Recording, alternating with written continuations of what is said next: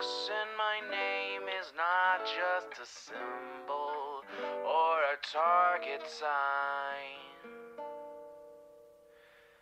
A spell that attracts all who spit facts online all the time. Can you see it? All the ones who drag my name every single day. Can you see it? Can you see it? Can you see it? They keep saying you don't have what it takes to carve out your own name underneath the shadows of gods. And I keep waiting for the day disbelievers say I flew way too close to the sun. I wait, but it never really comes. The X in my name is not just a symbol or a target sign. A spell that attracts all who speak facts online all the time. The X in my name is not just a symbol or a target sign. A force that compels all to rebel from all right shackled minds. Why do they just in arrogance when they fall from the battles I have overcome? We feel it, feel the cope and the seething tone that they make while I stand up, man among gods. And I keep vaping with my mills, shooting ropes in my cold that faces towards the sun. They hate, but I'm sitting comfy with their mom. The X in my name is not just a symbol or a target sign. A spell that attracts all who speak facts online all the time. The X in my name is not just a symbol or a target sign. A force that compels all to rebel from all that shackled mind.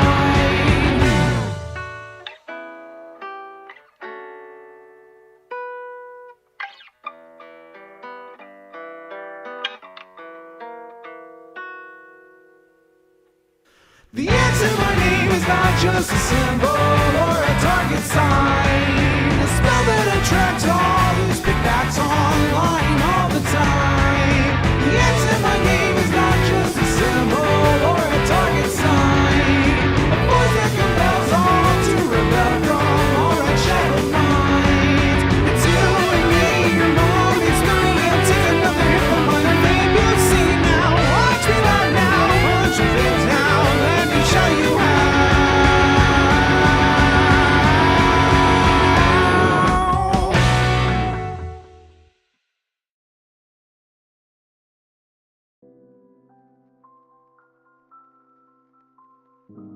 Good evening, everybody. Welcome back. It's so good to see you all. Hey, Punk Corpse, Morgan Grail, Cryptid T, Regular Dude 313, MB Cham, good to see you. Heavy Gretel, what's up? Coded, good to see you. Summerstar, how are you? Pufflecakes, good to see you in chat. Avalon of Babylon, I'm glad to see you here as well. Beta Leafy, what's up? So good to see all of you here already. Welcome, welcome. It is so nice having you all here. I hope you guys have had a good last couple days. I meant to stream yesterday, but I ended up having some weird computer tech issues that I did manage to find a temporary solution to that'll allow me to stream, but I am hoping that I can get that fixed up. It's honestly just too much bullshit to elaborate on, and me and my friends are already pretty sure we've got a solution worked out, but yeah. How are the new headphones? Oh, those wired headphones absolutely do not work. I could not get them to work, so I just make sure to keep these charged.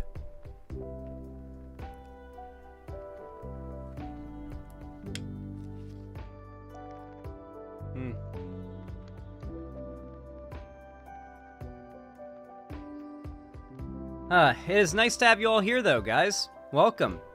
It's good to see you all. Welcome, welcome, welcome. I know we've still got new people rolling in every few seconds. So I'm going to get the first segment of the day set up. And I'll get us ready for our first segment of the day in a little bit. Whoa. Chill out. All right.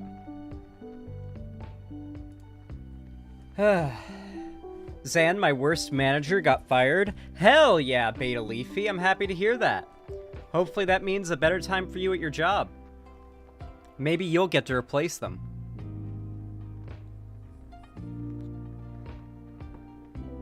I'm animating some big ol' anime boobas right now. Hell yeah, MB-Cham.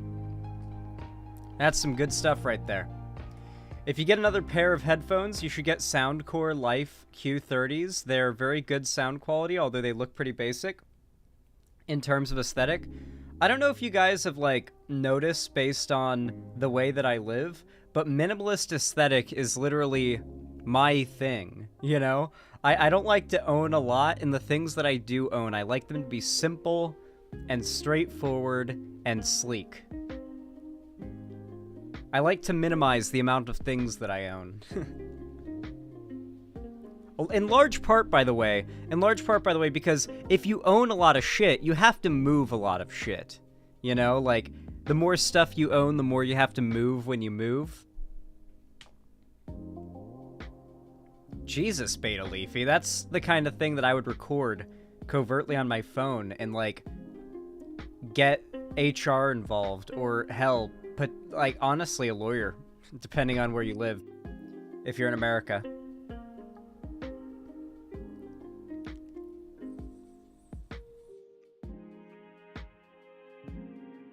Yeah, I had to move from Michigan to Oregon with a bunch of stuff. Damn. Yeah, stop being human and requiring hydration. Cringe. How dare you succumb to such weak mortal desires. By the way, chat, I'm curious. Hyper's in chat if you've been playing the new Zelda game.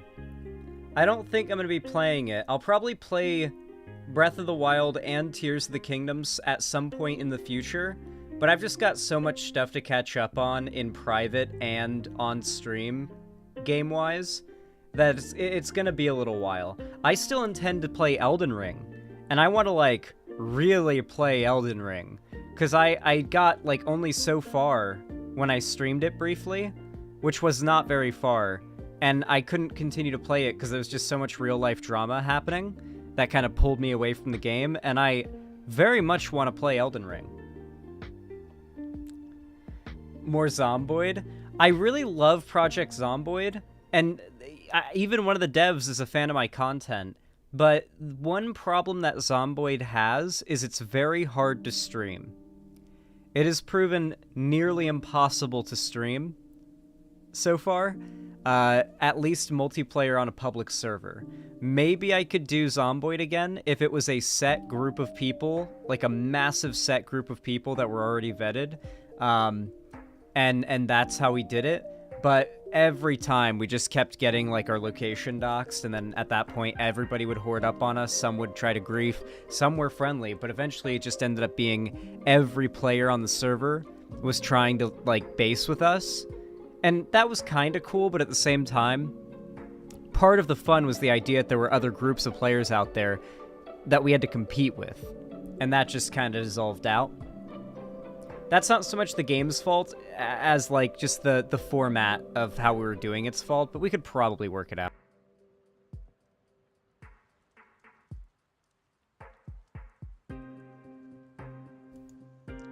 They def gotta make it so you can fortify your base against other players. Yeah, I mean, you can. I'm pretty sure you can. The Isle is also a pretty cool game. I've never heard of The Isle. Interesting.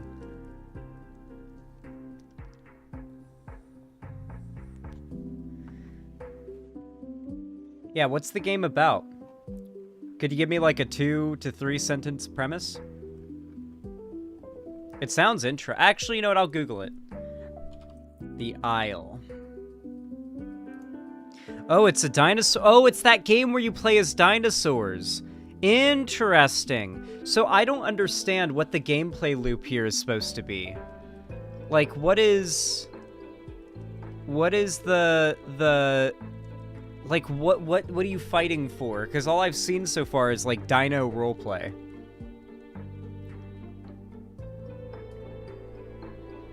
Am I gonna play Diablo 4?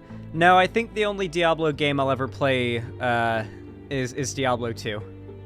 I've played 3 and it's okay, but Diablo 2 is the one that I you know, have a lot of nostalgia for. It was the first video game I ever played.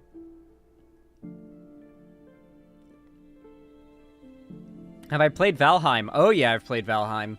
Valheim's another one of those games I really want to stream. Like, in a full completion, like, server with my friends of. Hey Zan, my girlfriend is feeling kind of shitty. Can you tell Abby that things are gonna be okay? Abby, everything's gonna be okay. And it's very smart that your partner has had my stream on the TV, because it is said my content can heal all forms of illnesses and wounds, and both physical and psychological. This is true. But I do hope you get better.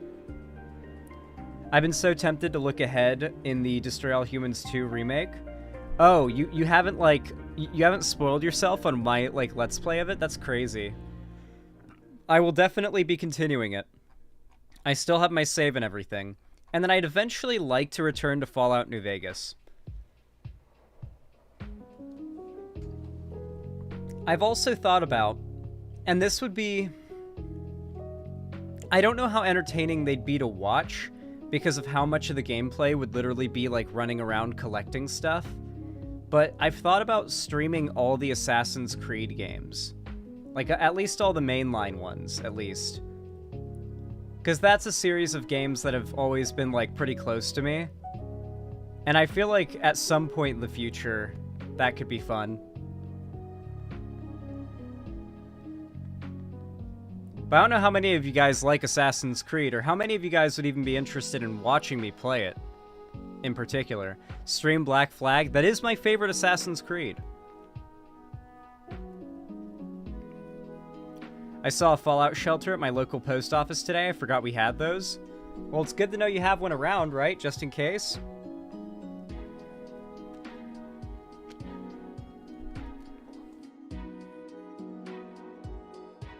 I loved watching you play Resident Evil 8, so Assassin's Creed sounds cool. Yeah, the Resident Evil remake games are pretty good, or the new Resi games and the remakes are good. You know what game I want to get back into as we get towards, like, fall this year? I didn't play it last year. I forgot it existed pretty much for a while. Phasmophobia. I really want, around Halloween and fall, like, to get into the Halloween spirit this year, I want to stream Phasmophobia again. And I want to get, like, a crew of friends together to do Phasmophobia. VR Phasmophobia? Now, that might be a bit much, okay? That might be a little too scary for me. I remember I tried playing VR Phasmophobia, and I legit couldn't go into the house. It was just so, like, the atmosphere was so perfect that I legit couldn't handle it. Like, it felt too real. It was just too real for me, unironically. But I'd be down to try again. I'd be down to try again for sure. You're technically, like, kind of cheating if you play Phasmophobia in VR, because you can have, if I recall correctly, you could have 2 items on your belt, and then 1 item in each hand, which was more than what you can normally carry, like, in non-VR mode.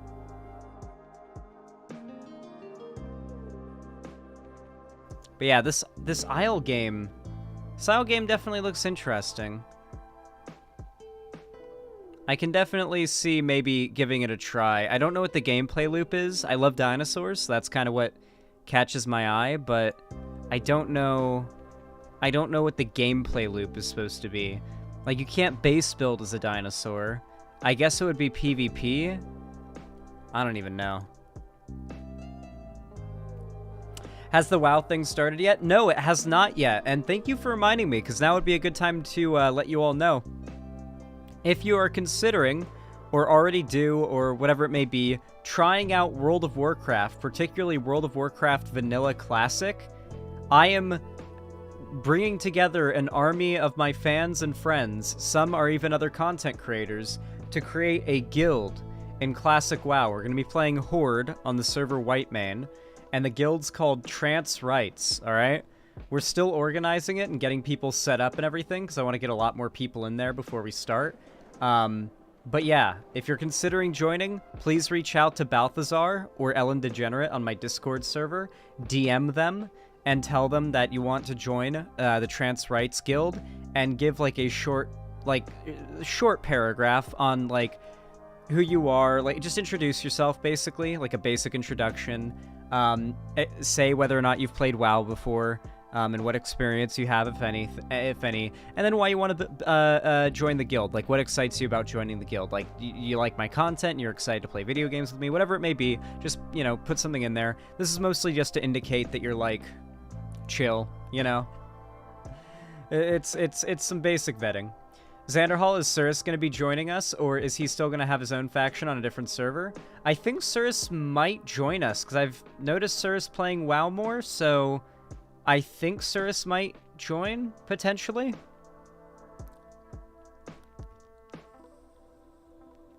If Cirrus has a guild on another server, then, I mean, we could probably, like, merge that or something, but who knows.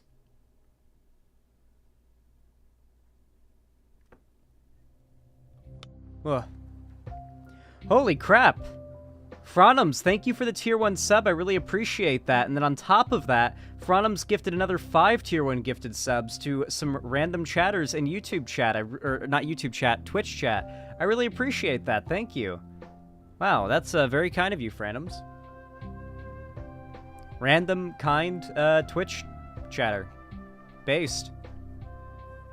Cirrus played WoW when he worked overnight at McDonald's. Everybody played WoW when they worked overnight at McDonald's. Unironically, though, retail has gotten good. New seasons have been so much fun so far.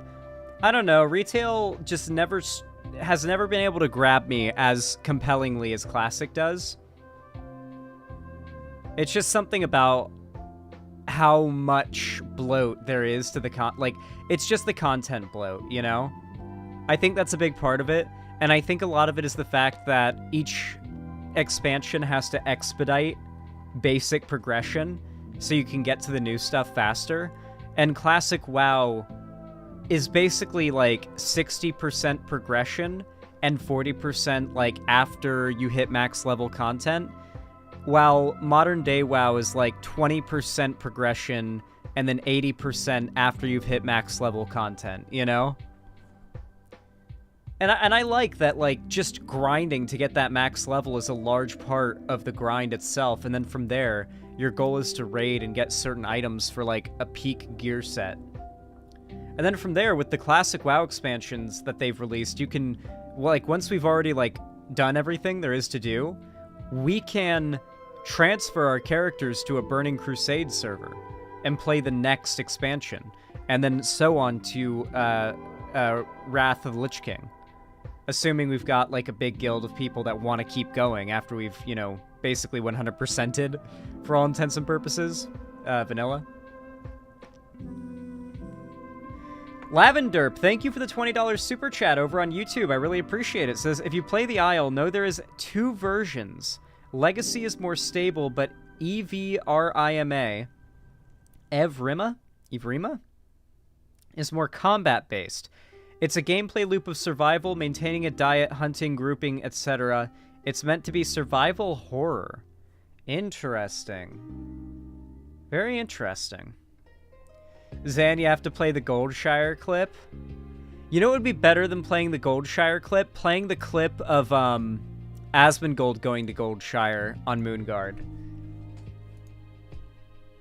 Asmongold goes to Goldshire on Moonguard. They really dial up the degeneracy for him. Can't speak.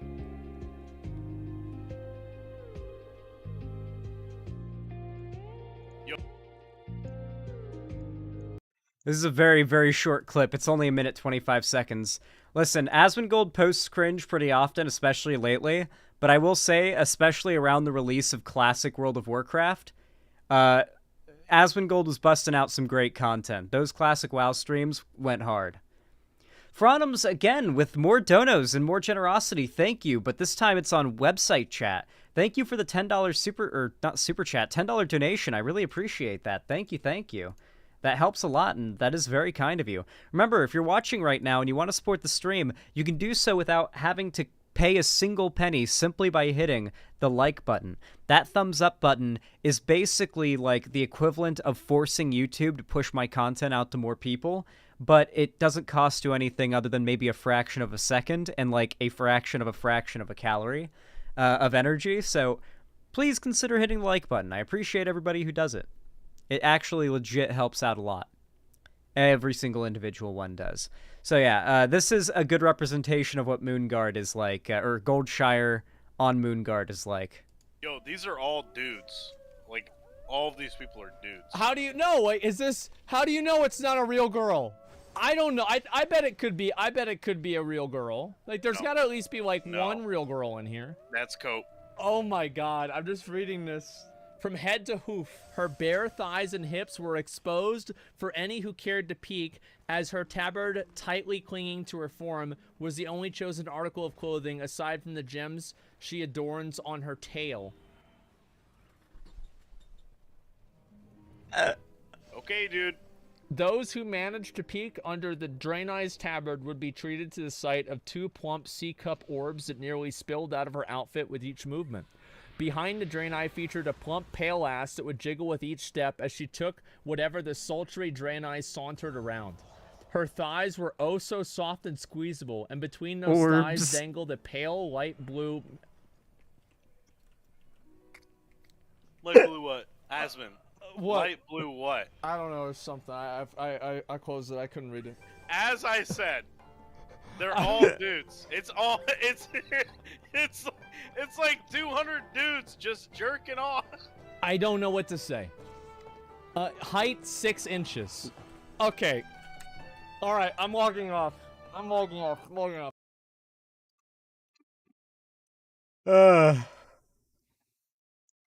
God. Yeah, don't go to Goldshire on those big roleplay servers. You've been warned.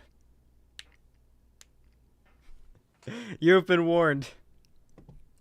Charmenthal, thank you for the tier 1 gift sub to Fronums. Thank you for helping with a little bit of white name genocide. Very kind of you. Didn't even say anything. But I know what you meant to say, Charmenthal, was, I love you, Zan. You make the best content on the internet. And I would die for you. And I would die for you too, Charmenthal. Did you see Critical land a plane, like in Microsoft Flight Simulator or in real life? God, I hate WoW, but I want to play it so much. You should join the Trans Rights Guild. It's TRANCERITES. Trans Rights.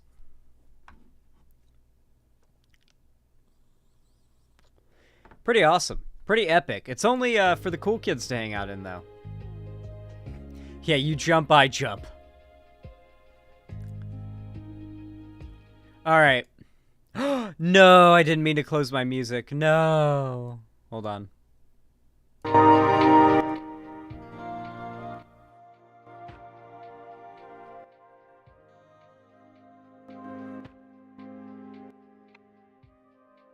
Trying to get it perfectly. There we go. That seems like a good spot for it. That seems pretty well balanced. There we go. Set to loop. Awesome. Okay. Alrighty. Y'all know what to do when I say action, right? 3, 2, 1, action. Well, everybody, once again, we're talking about incels. And while this video we're about to cover is a little bit older, it's a year old at this point, I still feel it's worth going over because I had a few people send it to me over the last couple weeks saying I should really go over it. And since you guys want me to, I figured, you know what? Let's do it. Let's do it. We're doing more incel science. This is a video from a channel called Top Think that has a scary amount of subscribers, 2.58 million subs. And all the videos are things like... It's all, like, chud posting. It's all, like, lonely dude posting. Like, all of it. It's all lonely dude posting. Like, oh my god, here's how you can increase your testosterone. How to let go of your past relationships or whatever. Like, just sad, like, rejected incel dude posting. And this video is all about the 12 subtle habits of alpha males. And I'm very excited to learn what habits alpha males carry, because obviously we know that sigmas are like the thing. Like, the thing about the sigma male meme, right, is that it started out as an unironically misogynist, like, label for people who were, like, hyper right-wing and misogynistic, right? And then it became a not misogynist, like, arguably progressive, ironic meme. Like, people call themselves a sigma as a joke, and it, because, like, the concept of that was, like, a meme, right? But now it has become ironic in a misogynistic way again, where it's like people are unironic, are ironically doing sigma male memes, but it's like, it's different now, though. It's misogynistic now. Like, it's the ironic sigma male memes, but, like, you can tell it's sincere and they actually are misogynistic, but they're doing, like, ironic, like, sigma posting, you know? You've seen the memes on probably YouTube Shorts and TikTok. Like, the pendulum swung hither and thither with this issue. Regardless, though, I feel at this point, like, the alpha male thing is still pretty unanimously recognized as the sort of incel dude, like, peak male performance meme, right? So even though we have the sigma male thing now, apparently alpha male videos are still in the vogue. So let's check this out. Let's see what 12 subtle habits alpha males possess that I need to start exhibiting if I want to make it in today's dating world. I don't want to die lonely, do I? You don't want to die lonely, right, chat? I don't want to die lonely. We got to adopt these alpha male habits. Hey everyone, and welcome to Top Think. Today we're going to learn about 12 subtle habits. I like how this account, or this YouTube account, very clearly has, like, you know how there are those YouTube channels that just upload those top 10 whatever videos, and it's always like a dude with a voice very similar to this narrating it, and you just know it's some narrator that, like, you pay on Fiverr to narrate scripts that, like, a bunch of YouTubers use? I'm pretty certain that's what's happened here. I don't think this is the voice of the YouTuber. I think this is, like, a professional voiceover guy that's been paid, because I swear I've heard this guy's voice in videos that are, like, top 10 video type things. Habits of alpha males. Now let's begin. Number 1, social rankings. Many animals are accurately aware of social hierarchies. In a pack of wolves, for example, there's a predominant pecking order which controls the power. Okay. I guess if we're starting off with the pack of wolves meme, then we'll just get right off. We'll get right on top of the origin of the alpha male thing. So the origin of the concept of the alpha male comes from a study about wolves, right? And the idea was that when you study these primal animals, right, you're going to see a representation of, like, humans' most, like, base instincts represented, presumably, right? That's what you would assume. And so they did a study on this, and they did find that in this case, and I'll explain the caveat in a moment, that there was a situation where there was a top dog, pun intended, of the pack that you could consider the alpha male. Here's the thing, though. That phenomenon has only been observed in captivity. It's a captivity thing.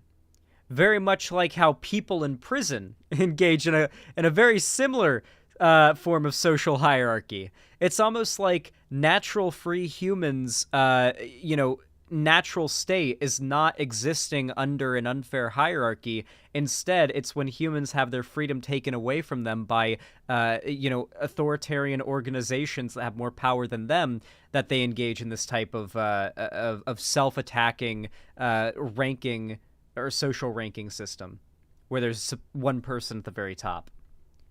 This is not the natural state of humans, by any means.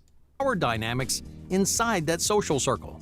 The leader of the pack is called the alpha. The alpha eats before. Oh yeah. Also, the original, like, study in question, by the way, wasn't just debunked, like, in the sense that it was, like, debunked or whatever, but the person who published that study, the person responsible for the study where the alpha male, like, concept comes from, is the one who came out and debunked it. Because they were so cringed out by the people that were misrepresenting their research. Everyone else, and it's his responsibility as the largest and strongest wolf to protect his pack. Below the alpha, there are beta wolves, delta wolves, and omega wolves. But everything being said right now is just scientifically untrue. no matter where the animal falls in its social hierarchy, it's constantly aware of the group's pecking order. Humans don't run in packs, but hierarchies are fundamental to our. I wonder why these YouTubers don't use hyena society as an example. Why are wolves what we compare to humans instead of, like, hyenas? Or, like, why not hominids? Why not other hominid species?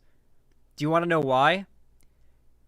Because the wolf is the only, like, one of the few species of animal that is very recognizable that a lot of people have been fooled into believing operate in such a way, right? You've probably heard a lot of, like, general pop culture references to the concept of an alpha wolf, right? But that concept isn't a real thing.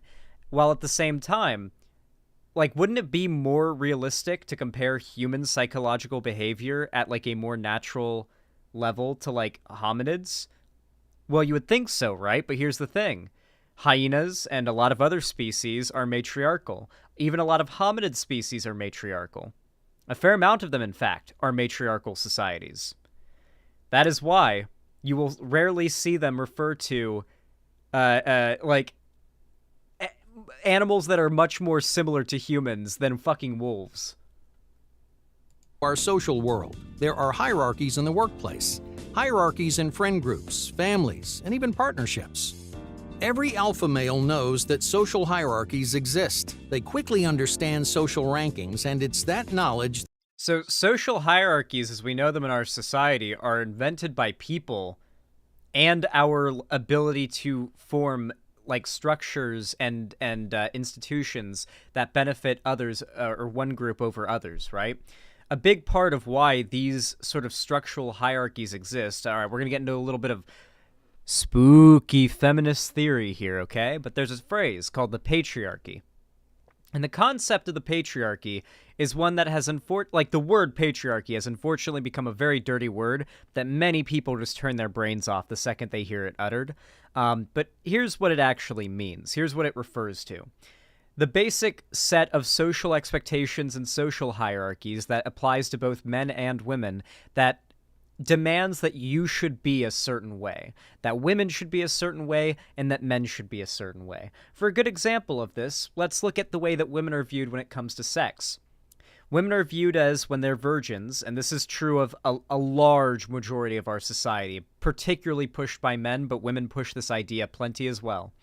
A lot of women are viewed when they're virgins as being like a brand new car. Yes, the comparison they make to objects is very much an active and purposeful one. They think of a woman who's a virgin as like an unused brand new car, right? And they think of it as like every woman or every guy that woman has had sex with before set prospective partner, for example. That is like having a car used before it, like being able to have it yourself. That is how they view it. That is a very obviously misogynistic way to view things, especially when you consider the fact that on the other side of things, men are not viewed the same way for the same behavior. A guy who's got 100 girls under his belt that he's had sex with is not viewed as in any way like damaged goods or like I don't know, like dirtied up in any way. There's not really many societal standards that say that guys that have a lot of bodies under their belt are like some kind. It's not a shameful thing. It is very rarely and in very few situations viewed as a shameful thing for a man to have a lot of sexual partners that are women. On the flip side, though, women having like 2 or 3 or 4 sexual partners before they get married, there are tons of guys who make it their career online to say that makes you a whore. This is a very good example of what the patriarchy does. It hurts men and women equally in some cases, but more often than not, women more than men. But at the end of the day, so many of these issues that incels complain about are symptoms of patriarchy. The problem is that a lot of feminist analysis and a lot of feminist rhetoric can be kind of off-putting, especially to your average dude, while incel rhetoric, due to the fact that it's based in bullshit, has nothing to lean on other than pretty rhetorical flourish and sounding about right to people who want it to be right. That allows every alpha male to climb the social ladder. Number 2, proving nothing. There are a lot of males who desire an alpha mentality. They try to be intimidating, aggressive, and strong. They project a sense of superiority, but So I'm assuming what he's going to say is trying to do these things means you're not an alpha, but these being inherent aspects of your personality does make you an alpha. But I'm sorry, but being like standoffish and any of the things he described alphas as in the last 5 seconds doesn't sound very alpha to me. It sounds more like somebody who's got like emotional, or not even emotional, but like development stunting. Like they haven't fully developed mentally yet, which, you know, to be fair, most people don't until they're around 25 years old. But like generally having meltdowns at work and with like coworkers and whatnot is not generally seen as proper societal etiquette. But maybe I'm a beta male for caring about societal etiquette. That's probably what they'd say, right? their social rank is rarely respected. Why? Because alpha males are not violent or aggressive. They don't compete with other males for dominance because that's not what it means to be an alpha male. Okay, so is he going to say it's like inherent, or is he going to start listing just objectively positive characteristics that have nothing to do with, like, incels' worldview? Instead, alphas are calm, considerate, and dependable figures who take responsibility for the safety and happiness of the people they love. They're not interested in showing off their strength or vying for... Something I find very... Oh, that weed is strong. Woo! Oh, that is some good Zaza. Hell yeah. So, one thing I find interesting about these, like, how to be an alpha male incel tier videos is how much of a, like, tonal distinction there is between these videos and your average, like, incel 4chan or incel forum post, right?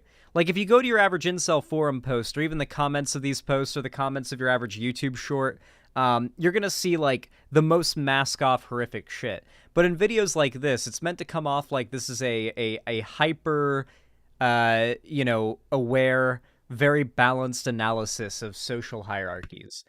And it's like, yes, alpha males are actually men who do all these things that everybody agrees are good. And it's like, okay, but why does everybody who agrees with you say that being an alpha is when you're, like, racist and you hate women and you like own them like property? Like, why is that what everybody in your sphere considers to be alpha?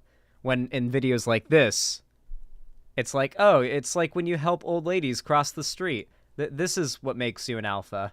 But on the internet, it's like, oh man, he tore that pride flag down off that storefront and burned it in the street. Fucking alpha. Like, I don't know. They disavow maybe. Dominance because an alpha male has nothing to prove. Number 3, active leadership. An alpha is rarely recognized out loud by themselves or other people. No. Okay, hold on. Is this not literally identical to the Sigma male videos now? I thought the difference between an alpha male and a Sigma male was that they're, like, Sigma males are alpha males that are less open and, like, project it less. Like, they're like undercover, like, stealth alpha males is what a Sigma was supposed to be. So are we just, like, rolling all that back? When are we going to talk about like Shrigma males? Yeah. No one gives you a crown for standing at the top of your social hierarchy. Instead, your rank is an assumption you and everyone around you makes based on the way you act. In other words, alpha males don't need someone else to recognize their leadership. He doesn't wait for someone else to make decisions or tell him what to do. because an alpha male naturally assumes leadership positions. When there's a choice to be made, he makes it. When there's a problem to be I think this is just called having initiative. solved, he solves it. An alpha male assumes the weight of those responsibilities because he's the unspoken leader of his So, if you have a woman who has a lot of initiative and gets on top of, like, being the leader of a group of people in a situation when a problem needs to be solved, like, I don't know, like a group project, right? Like, you've got a girl in the group who's just, like, a lot of drive, right? Gets just immediately kind of takes hold of leadership position of the group. Does that make her an alpha female? Like there, none of these characteristics being talked about in this, like, propaganda animation video have anything to do with, like, alpha or sigma males or anything to do with this incel shit. These are just characteristics people can have that make them, like, good. Like, these aren't male exclusive by any means. I don't know if they're claiming they're supposed to be male exclusive, but then what's the point of saying they're alpha male characteristics? social circle. He doesn't wear a crown. He's never called an alpha or a leader, but in the moment, it's always the same alpha male who steps up and makes a move. Wait, are we not talking about Number sigmas? 4, earning respect. There's a big difference between demanding respect and earning respect. Beta males notoriously demand respect they have not earned. They want to be treated like an alpha male, but other people don't see them that way. To put it simply, they haven't done anything to prove their social rank. An alpha male earns respect without asking for it. He proves his worth. I like how this is like, this feels like one of those inspirational, like early 2010s YouTube flash animated videos where it'd be a guy who would just be like giving his inspirational, like, how to not get friend zoned videos. Because before there was the alpha beta thing, before there was like the sigma thing or the idea of like OnlyFans hoes, as they'd say, or whatever the fuck, before all of that, the thing that the incel community, before they were even called incels online, were complaining about and rallying behind was like how not to get friend zoned, how to get her to have sex with you for opening the door for her or whatever the fuck you did that makes you feel you're entitled to sex. Like this community has always been around, and this video gives me vibes of that kind of era of YouTube content. Worth by taking action and showing up when it counts. He never demands respect or begs for it because an alpha male deserves every ounce of respect he's earned. But how do you earn respect from other people? There are many ways to command the respect of your social circle. You might be successful, passionate, or ambitious. You might be kind, generous, and caring. But generally, if you want to earn people's respect, then you need to follow through. You set goals for yourself and you work hard to accomplish them. This reminds me of like Jordan Peterson's 12 Rules of Life book, where it's like, have you seen what the 12 Rules of Life are in Jordan Peterson's book?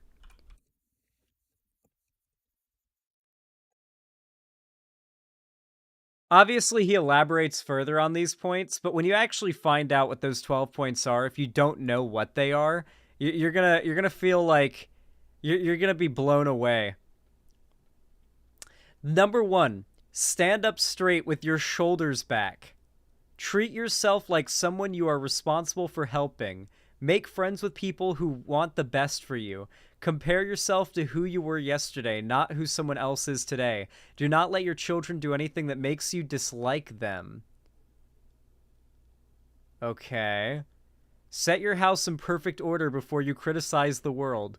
Ironic coming from him. Pursue what is meaningful, not what is expedient. Tell the truth, or at least don't lie. Also funny coming from Jordan Peterson. Assume that the person you are listening to might know something you don't. Also funny coming from Jordan Peterson. Be precise in your speech. Jordan Peterson's fairly precise in his speech. Do not bother children when they are skateboarding. That is unironically one of the 12 points. And number 12 is pet a cat when you encounter one in the street. Like, unironically, he's not concise. I mean, I'd say he's fairly precise in his speech. I mean, it's not, like, obviously it's word salad in the same way that all conservative propaganda is word salad. It's all just buzzwords and everything. But as far as getting the argument he is trying to make across, he does it well. There's a reason why he's so popular, like among reactionaries, is he does a good job of advocating for those beliefs. Guys, you can't... I know we hate Jordan Peterson. We all hate Jordan Peterson. No one here is defending him, okay? I need you guys to understand. We need to recognize why these figures are successful, okay? Jordan Peterson didn't just accidentally stumble into success, okay? There's very good reason for why what he says resonates with so many people. And I think a large part of it is that he just mixes the most, like, mundane advice that you could have gotten from your goddamn grandma, like, in elementary school, with, like, random, bizarre, evangelical, conservative propaganda. You do that, and you'll earn their respect without even trying. Number 5. Emotional control. Despite popular stereotypes, alpha males rarely raise their voice. They don't... I'll agree with the argument that it is good to have emotional control. As I've said, all this, like, characteristics he's describing in the video are good things. Imagine if this was like a PSYOP video. I know, like, based on the channel, because we can see their more recent uploads, it's not. But imagine this was like a PSYOP video, and it's like 12 subtle habits that make you an alpha male. And then, like, it just lists a bunch of things that, like, makes you a good person. Like, we get to number, like, 9, and it's like being a feminist makes you an alpha male. Like, that would have been a great... That would have been a fantastic twist to this video. I don't think that's coming, but I really wish it was. Don't yell or lose their tempers. In fact, alpha males are much better than most at controlling their emotions. They can stay calm and collected when no one else can. Even in the most frustrating situations, they can stay on top of their feelings. They think clearly and they make decisions when everyone else is panicking. So does this mean that, like, people who are neurodivergent and have a hard time dealing with stress can't be alpha males? I guess. Okay. There's one reason why other people rely on alphas to lead and protect them. You can always trust an alpha male to stay on top of every situation, even if other people let their emotions... I will say it's funny when, like, all the Sigma male videos are all just describing symptoms of autism.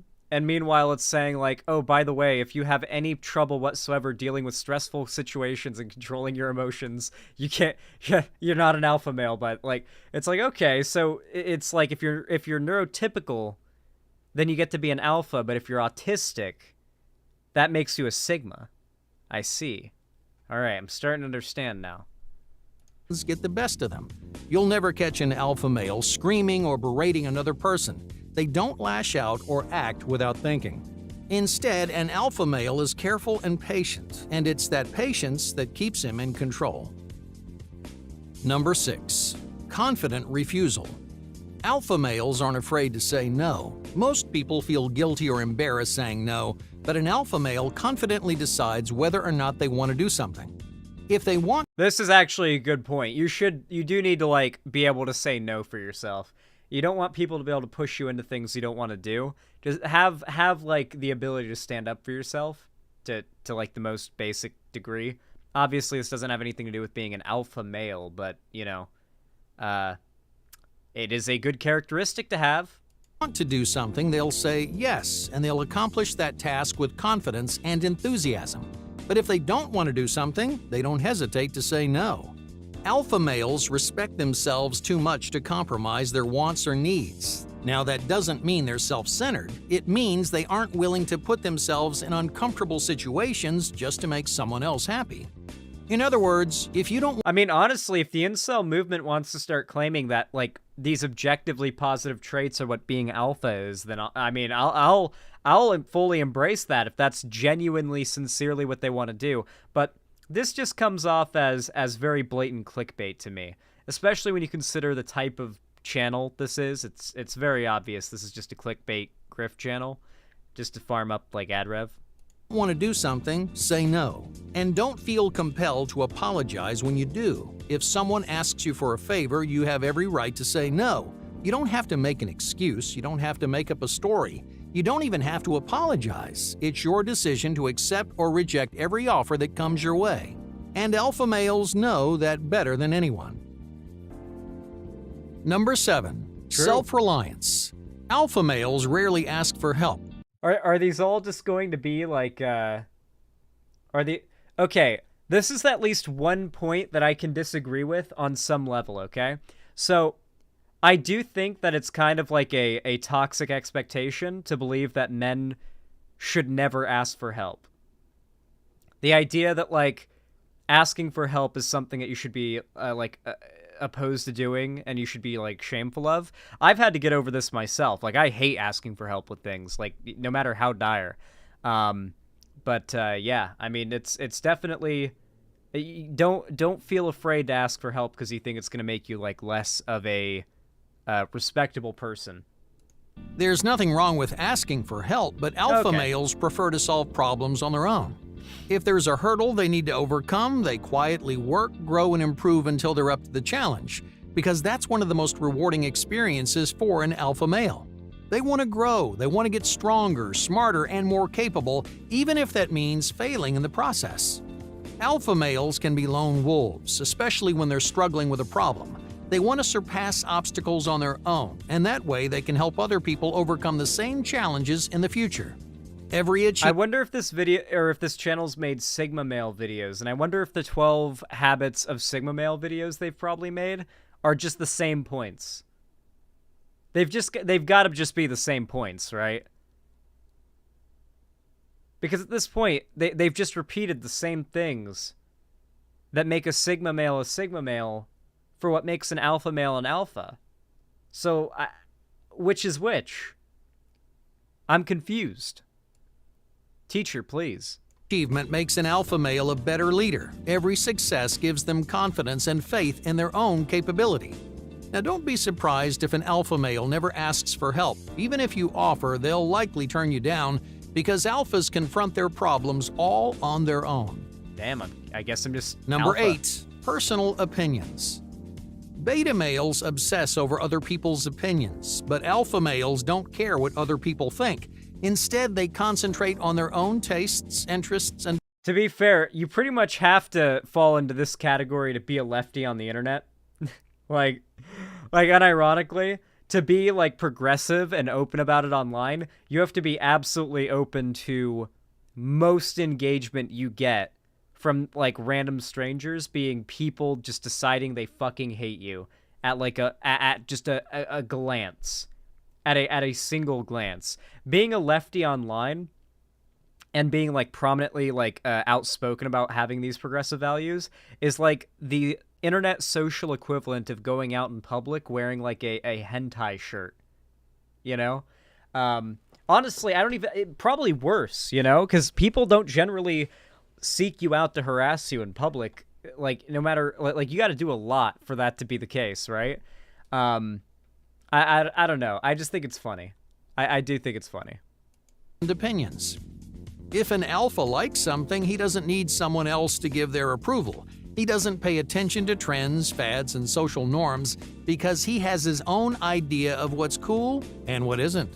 Ultimately, alpha males are confident in their preferences, and it's that confidence that allows alpha males to become innovators and trendsetters. Other people see your confidence and think, wow, I want to be more like him. Number 9, maybe I am expecting alpha. success. I feel called Alpha out. males are high performers. They're hard workers who pour their minds and hearts into their work, so they're accustomed to an especially high level of performance. And that high level of performance skews their expectations of other people. These videos are like, still pretty cringe, and there's still, like, the entertainment value to be derived from this, of that cringe. But I will say, nothing is going to beat the era of incel content, where it was, like, these unironic, fully sincere videos that were, like, how to be a Sigma male, like, new male type, and then, like, a picture of John Wick, and like, an arrow pointing at his eye for some reason. Like, every time they would have John Wick in the thumbnail with a red arrow pointing at specifically his eye. And it was never relevant to the video. It's just, like, to imply that there's something about the way that Keanu Reeves looks at people that makes you Sigma or something. I honestly don't know. But those videos really were peak, like, incel meme fuel. To put it simply, alpha males expect others to meet the standards they have set for themselves. They take the difficulty of their own achievements for granted, and they expect others to overcome the same hurdles. But most people can't think, work, and persevere like alpha males. Alphas are quick thinkers, strong-minded workers, and natural leaders, and those qualities allow them to achieve in ways that other Wearing people a cape can't. over his suit as In alpha. other words, alpha males rarely cut people any slack. They have high expectations of others, but they have even higher expectations of themselves. Number 10, Damn. instinctual trust. To find social and professional success, alpha males rely on one thing above. Where do you think they ripped the script for this video from? Because all these channels are always just like, whenever you see one of these channels come up in your recommended and you click them, you're able, this video might be too old for it to be ChatGPT. This video is a year old, but it could, maybe it could be, but I don't think it was that advanced back then. What I remember was like a really big thing was you'd get these like animated top 10 type videos in your recommended, and not only was it very clear the narrator was someone paid on Fiverr that does like professional narration for all those types of videos, but the scripts were oftentimes like you could literally see that the opening paragraph of the video was ripped directly from the opening of like paragraph of Wikipedia. You know, like they'll literally rip Wikipedia paragraphs for their videos and claim it as their own like script. At least implicitly they will. So I'm wondering, do you think there's like a wiki how to be an alpha male like page somewhere that this script was ripped from? Because that was a pretty common trend. Above all else, their instincts. Alpha males have strong, refined instincts that guide them through difficult and unfamiliar situations. Alpha males are adept at thinking on their feet. They learn early on to trust their gut. That's why many alphas thrive in high-pressure situations. They may not be smarter than anyone else, but they're quick, adaptable, and decisive. And that skill set allows them to find success in any environment. It takes time to develop the strong instincts of an alpha male. You can't learn to trust your gut overnight. If you're Here's the source, San. Wait, is it unironically? Well, that's not a real, like, legit link to something on InfoWars. That's just the website. not accustomed to quick decisions, you may feel This video is seriously hyping up my ego right now. I feel like I'm an alpha male. No, I get that feeling too, especially with a few of these points. But, like, you have to remember, the whole concept of the alpha male thing is, like, pretty stupid. Just because these are all a bunch of positive traits that no doubt many of us have does not lend credence to the, like, belief that that is how, like, humans naturalistically regiment themselves socially. rushed, unprepared, or indecisive. But alpha males have spent years fine-tuning their gut instincts. Those instincts don't always lead them in the right direction. Xander Hall, who are these videos for? Probably kids. A lot of kids and teenagers who are probably, you know, just looking to feel a little less lonely and less hopeless about, like, getting into a relationship. That's generally the case. But alphas have complete faith in their decisions. They commit to whatever direction they choose, and they always do their best to achieve. Number 11, direct communication. It's not easy to say what you're thinking. Most of the time, people disguise their opinions under layers of doubt and insecurity. But alpha males aren't afraid to vocalize their thoughts and needs. Sometimes alpha males are uncomfortably direct. They may say things that other people aren't used to hearing, and they rarely sugarcoat their opinions just to humor someone else. Ah. I see what you mean by how this video can inflate your ego a little bit. Instead, alpha males are efficient communicators, and they Why is don't there a pull any donut? punches. 'Cause donuts As a are leader, this sugar-coated. communication style can be both intimidating and motivating. Socially, it can generate respect and, at the same time, create discomfort, but that will never stop an alpha male from speaking their mind. Number 12, extreme discipline. Alpha males Discipline are regimented is in their freedom. personal and professional lives. They're extraordinarily productive people who pack their lives full of habits, passions, I could certainly be more productive, that's for sure. and challenges. You might look at the lifestyle of an alpha male and think, how does he keep up with all of those things? The secret is self-discipline. Alpha males are ambitious people who want to better themselves in every way they can. They hold themselves to high standards and they have exceptional self-control, so they're strict with their own performance. Sometimes this backfires, creating a lifestyle. Self-control is pretty important. One example of this, and I think this is a pretty good test or a good way to help like train up self-control, is weed. If you have weed dependence, and let's be honest, weed dependence is a thing. A good way to like exercise self-control, and it'll have like very noticeable benefits to you. And I've advocated for this time and time again, okay? Do not take tolerance breaks from weed.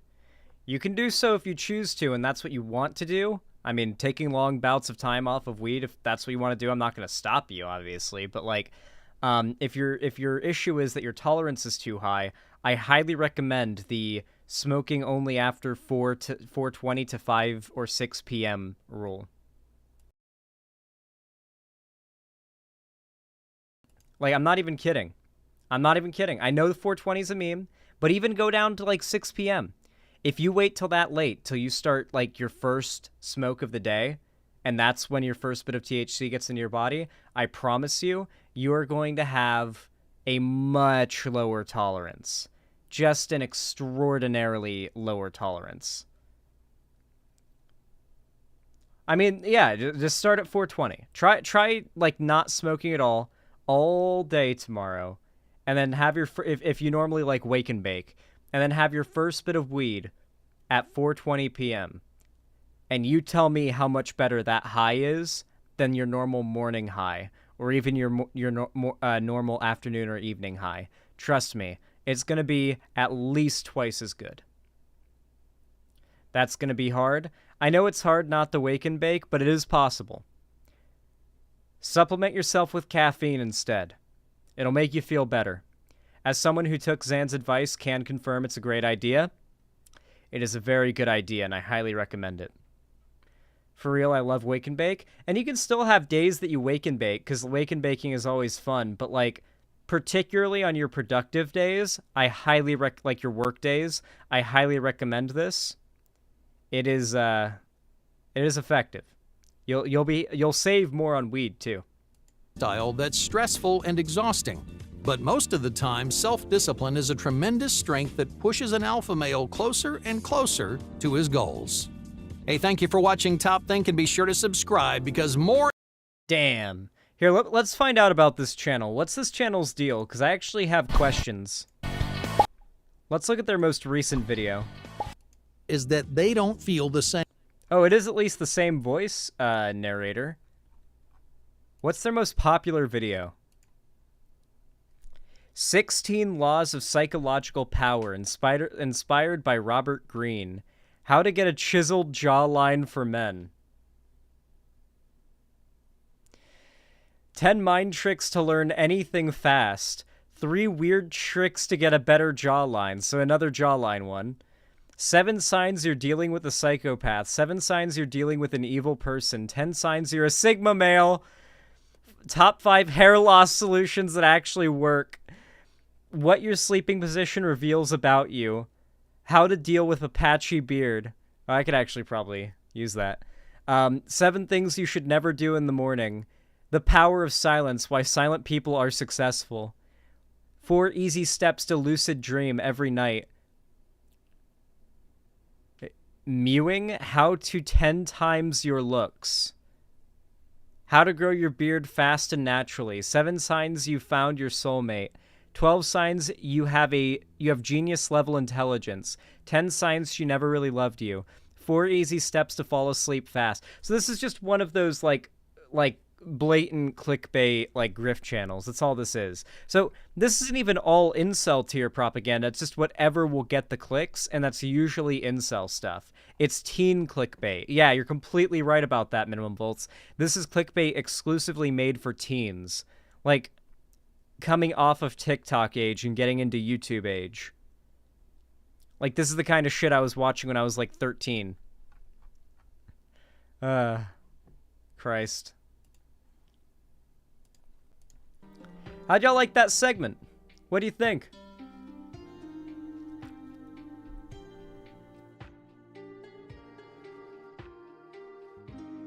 Very pog, good. Good segment. I'm glad you guys think so. Remember, guys, if you're watching right now and you want to support the stream, there's a number of ways that you can do so, actually. For starters, you can donate, subscribe, or gift a sub to me on my website, which I always very much appreciate. In fact, I had forgotten to update the dono goal, as we are currently at $15 so far. Sorry, one sec. Had to burp.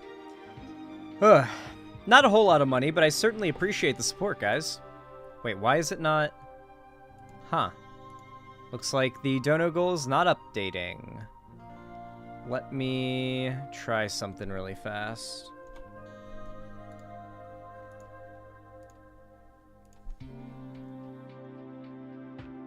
Oh, capital E. There we go. I figured that'd fix it. Nice, $15. Thank you, guys. I really appreciate it. And of course, if you're watching right now on YouTube, you can always super chat. You can support me on Twitch as well. And of course, for completely free, you can like the stream. Simply hitting the like button on my videos and my streams really does help a lot more than I think you guys even know. Seriously, it's completely free. It takes half a second. And I really do appreciate every single last individual like. Everyone counts. And I really appreciate it. Especially when you consider the fact that the algorithm kind of, you know, it's an uphill battle being a lefty channel in the algorithm, okay? It's hard out here. Zagopher, thank you for the 2 tier 2 subs. I really appreciate that. Gifted to Fish Sneeze, amazing name, and Green Mute 34. I really appreciate the, I guess that would be $20 right there. Correct me if I'm wrong. Thank you so very much. That is very kind of you. Thank you for helping with the elimination of a couple more white names. That puts us at 35 on the dono goal. And once again, I want to give a little bit of love to people who are dropping likes in the stream. Everyone does count, and I really do appreciate it. All of you who drop those likes, it really means the world to me. And I mean, I really do mean it. It means a lot to me.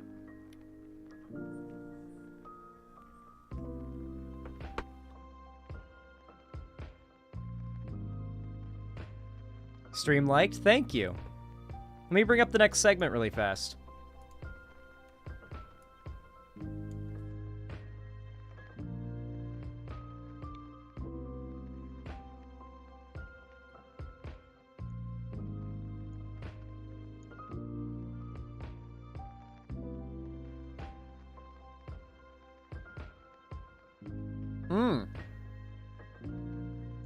Hot damn. Franums, thank you once again, but for the $50 donation this time. Thank you, thank you. That is extremely kind of you. That really does mean a lot to me. Thank you very, very much. Said quails. Quails indeed. I saw some people asking what type of quail I wanted to get, and I wanted to clarify here. I want to get Jumbo Caturnix quail. They're the longest standing domesticated species of bird in human history, I believe. And there's a lot of cool little facts that come from that. But yeah. Jumbo Caturnix quail are what I want to raise, if you're curious what kind. Thank you for the $50, Franums. I really appreciate it. And a Tech Adventurer, thank you for the $10 donation. Very kind of you as well. I really appreciate that. That means a lot to me. Thank you, thank you. That really does go a long way. Every single dono really, really does go a long way. Let me just update the dono goal really fast. God damn, you guys just dropped a payload of support on me just now. Hot damn. All right. Not complaining.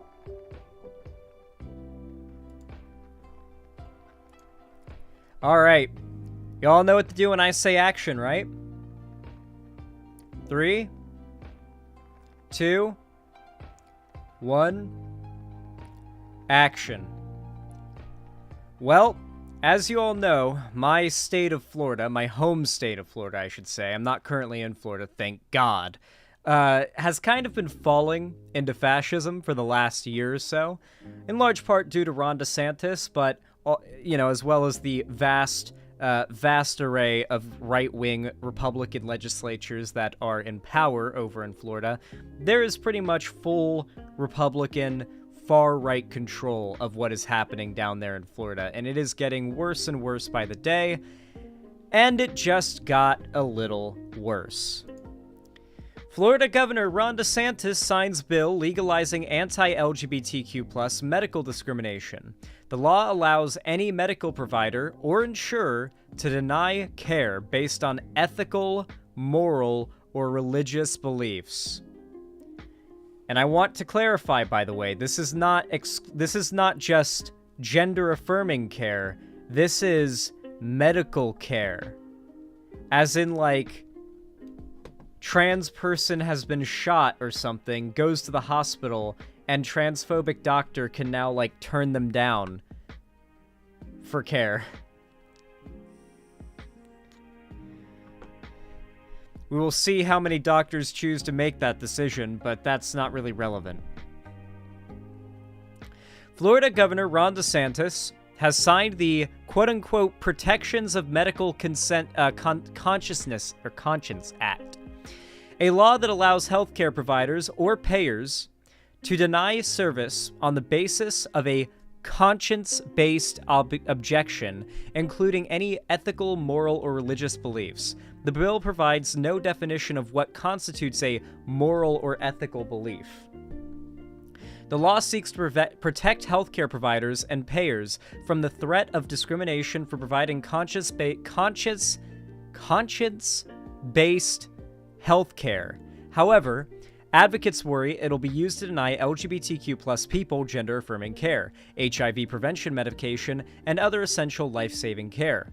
The law allows any medical provider, including doctors, nurses, ambulance drivers, pharmacists, medical health professionals, lab technicians, nursing home workers, and hospital administrators, as well as insurance companies and payment entities, the right to deny care on the basis of any conscientious objection. This care can include refusing to conduct research and record keeping or denying medical tests, diagnoses, or referrals, medications, and therapy, the American Civil Liberties Union, or ACLU, notes.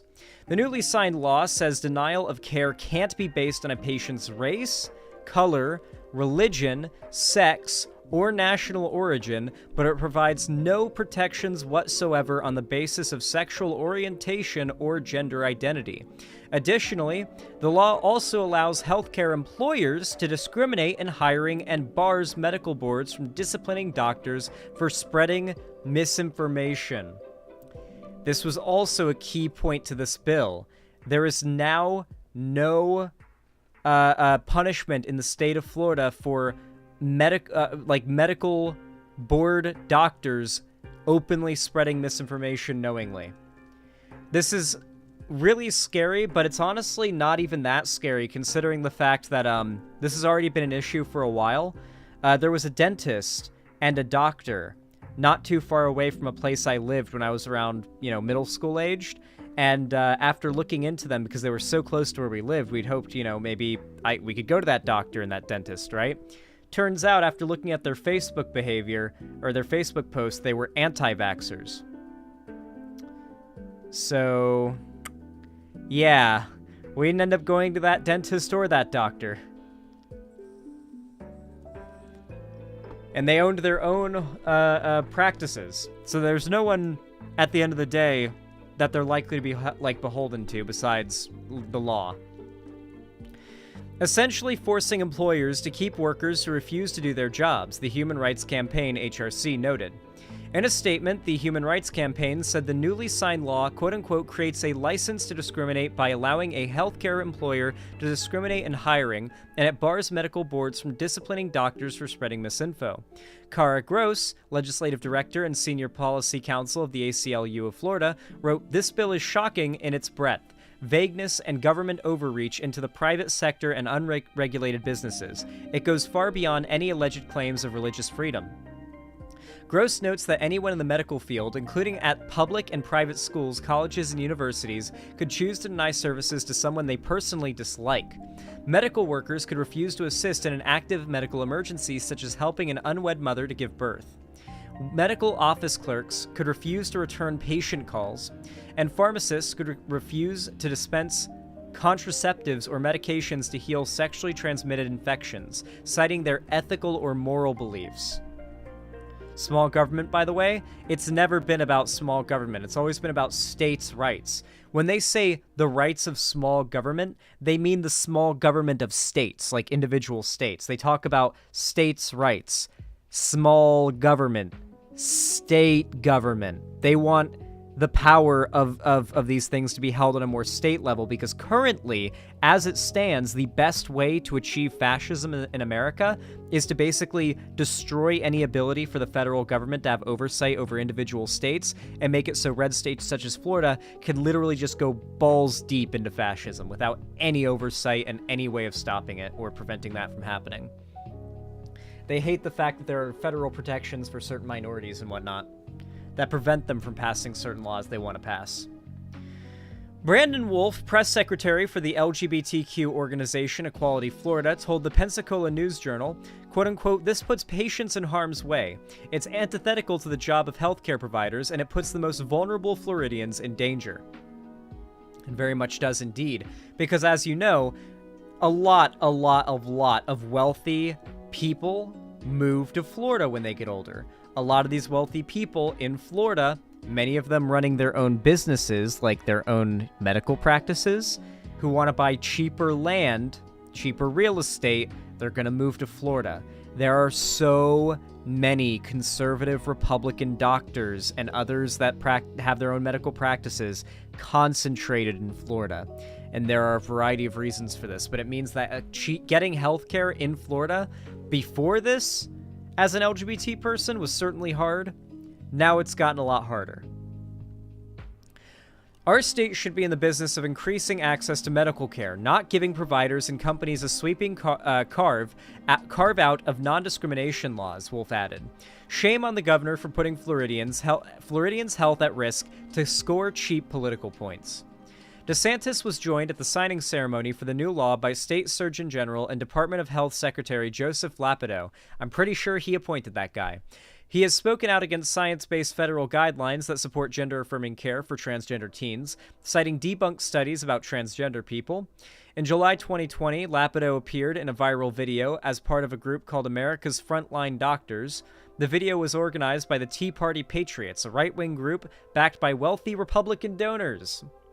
Remember, guys, at the root of every single one of these far-right, like, public-facing organizations and movements is a very dark black hole of a lot of money. A source of basically an infinite source of money feeding them funds to push this shit and funding them to push it in a way that is as effective as feasibly possible. The group in the video, which had no in July 2020, Ladapo appeared in a viral video as part of a group called America's Frontline Doctors. The video was organized by the Tea Party Patriots, a right-wing group backed by wealthy Republican donors.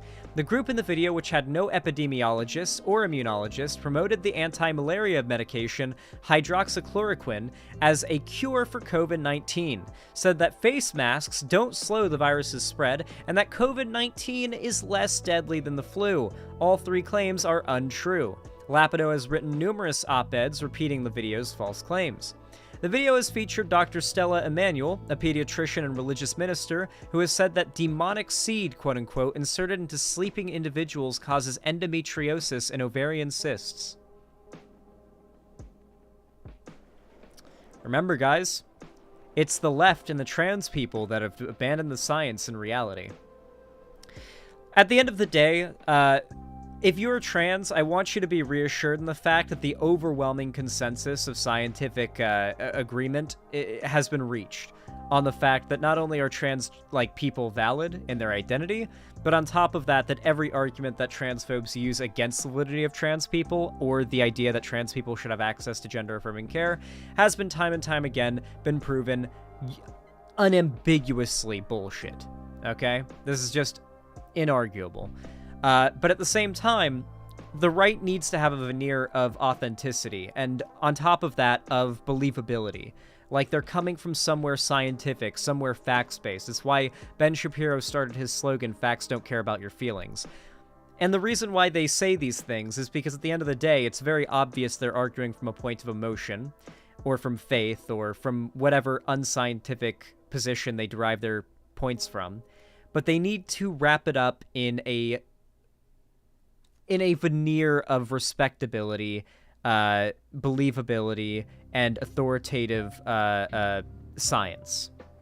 Ben Shapiro is obviously a good example of this, and that is why they have been bringing in these quack doctors who are literally batshit insane on every aspect of like how did they get through medical school, and having them be the face of their movement. Because if a doctor says something, regardless of how many other doctors disagree with it, even if it's literally 99.99% of other doctors disagree with it, the fact that a doctor said it is going to convince a very, very sad amount of people, because sometimes that's really all it takes.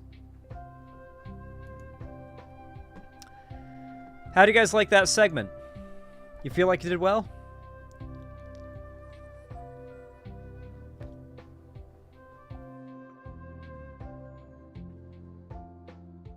Thank you, chat. I'm glad you think so. God, my nose is itchy today.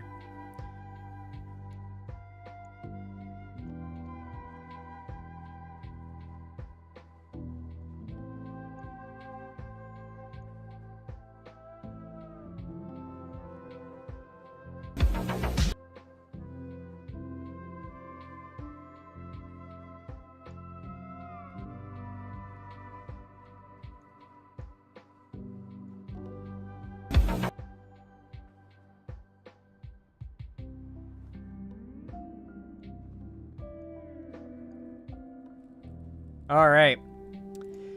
The Minnesotan MiG-29, thank you so much for the $10 donation. I really appreciate that. That really means a lot, and it helps a lot, too. Thank you, thank you. God, my nose. Why is it so itchy today? Says, I used to play the Isle back in 2017 to 2019 frequently. I remember back when there was a spot behind a waterfall in either V2 or V3 of the map where Utah Raptors would chill. I'd love to go back to it. Well, God, my nose. Why? Just chill. Well, I mean, hopefully you consider getting back into the game. Yeah, you should definitely do that.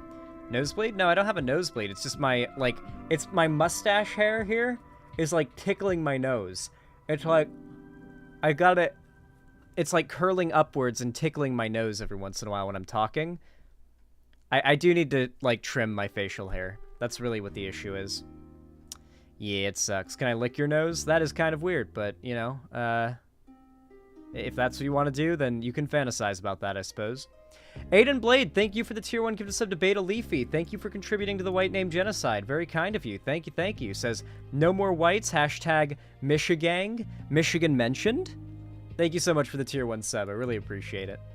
Charmenthal, thank you for the $5 donation. It really helps a lot, and I really do appreciate it. Says, so if the helping professional treating me falls into any category, do I get to yell hypocrite? If the helping professional treating me falls into any category, do I get to yell hypocrite? I don't know what that means. I don't know what that means, but thank you for the $5, Charmenthal. Heavy Griddle, thank you for the tier 1 gift sub to Black Rose Jaden. Thank you for the $5, as well as a little more contribution to the white name genocide. Thank you. Let me update the dono goal really fast, and then I'm going to go pee really quick, and then we're going to resume segments. As always, though, if you would like to support me for absolutely free, you can do so simply by hitting the like button. Every thumbs up on the stream really does go a long way, and it forces YouTube to push my content to more people, so really, every single last like means a lot to me, and it does count. Alright, I'm going to go use the bathroom really quick. I'll be right back.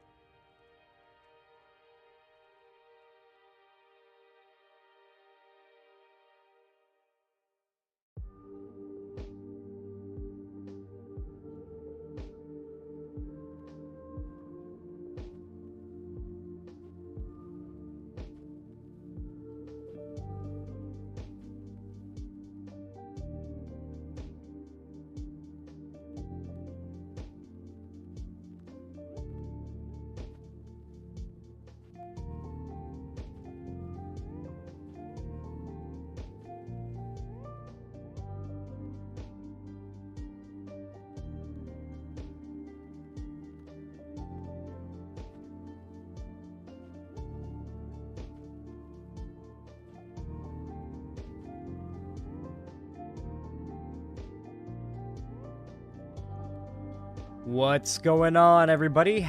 I have returned. Good to be back. Funny meme? Do not hold disdain for my attractive physique. Perhaps if you groomed yourself more eloquently, you will not find yourself... Sorry, I legit couldn't get that video to pause. It was being slow. Do not hold disdain for my attractive physique. Perhaps if you groomed yourself more eloquently, you will not find yourself a bachelor still. Even more so, perhaps the young lady you court will return your correspondence when she tires of the surgeon or magistrate she fancies. Saddle goose!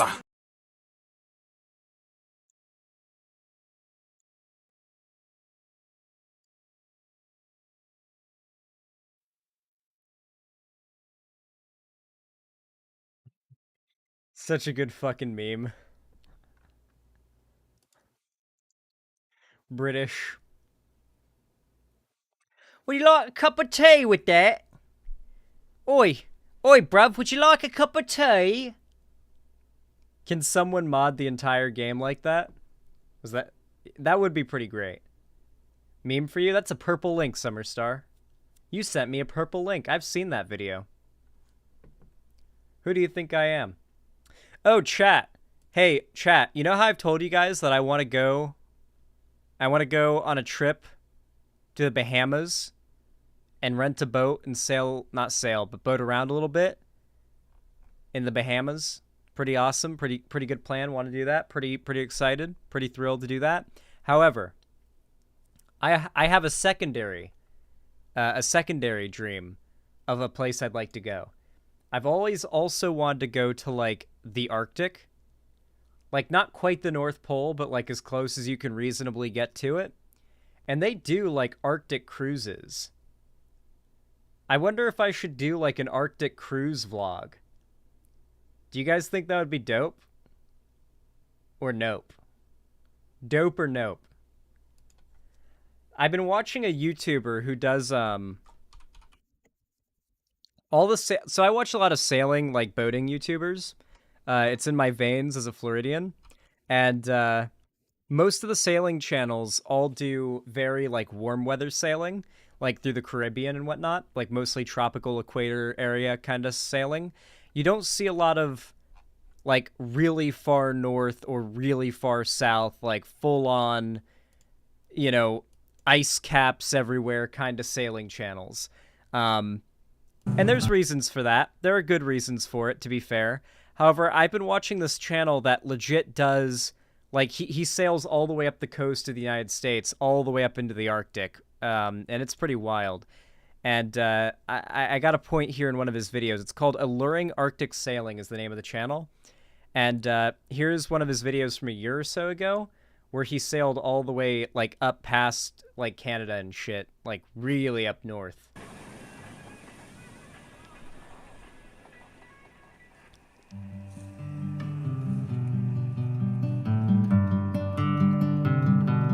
Look at that. Look how beautiful that is. Look at all that snow.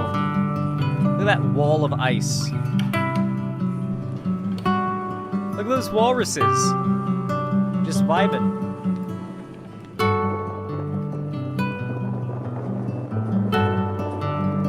There's not a lot of stuff that's afraid of humans up there. So you can get close to a lot of animals.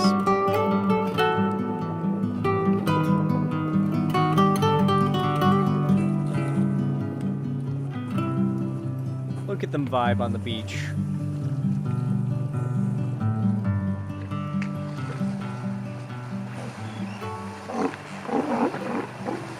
Big bull seal.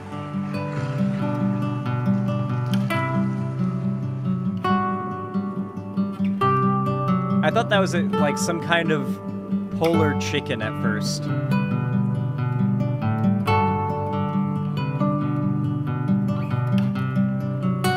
Yeah, they do have polar bears up there, that is true. That's a seal. That's a harbor seal right there. I'm pretty sure. I'm almost certain that's a harbor seal. We have those here in Washington. Seen a couple. Reindeer. Holy shit, reindeer. That's awesome. I guess you would see reindeer in the North Pole.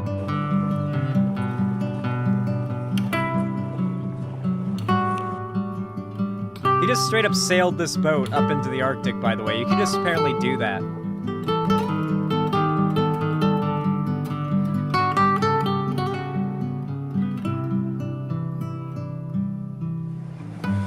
Those exist? Seals do? Oh, beluga whales. Look at all the belugas. That is a lot of belugas. Beluga whales are so smart, too. Have you seen the video of the beluga whale saving that girl's phone? The girl drops the phone in the water when she's filming the beluga whale, and, like, it sinks to the bottom, but the beluga whale, like, sinks into the depths and emerges with the phone in its mouth and, like, gives it back to the girl. That's one of the best videos on the internet. These things are so smart and such friendly creatures. No joo, nyt on kyllä Wait, really? Yeah, no, legit. I'll bring up a video right now. Beluga whale saves phone. Like, imagine dropping your smartphone in the water and thinking, it's all ogre. It's all ogre. There's other videos, too, that came up where apparently beluga whales have a tendency of saving people's phones. Because there were other videos of that came up as well besides this one, but this is the one I've seen. Är det fettekund? Men, oh my god! Är det kund? Är det kund? Tom.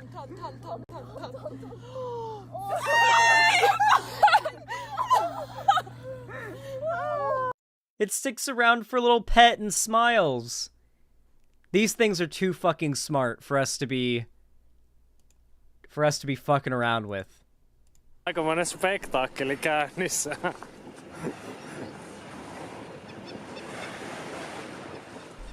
These beluga whales were feeding along the ice edge, and I counted over 100 of them in one of my drone shots.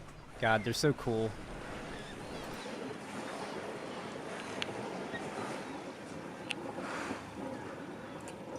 They're water humans. They're about as close as it gets.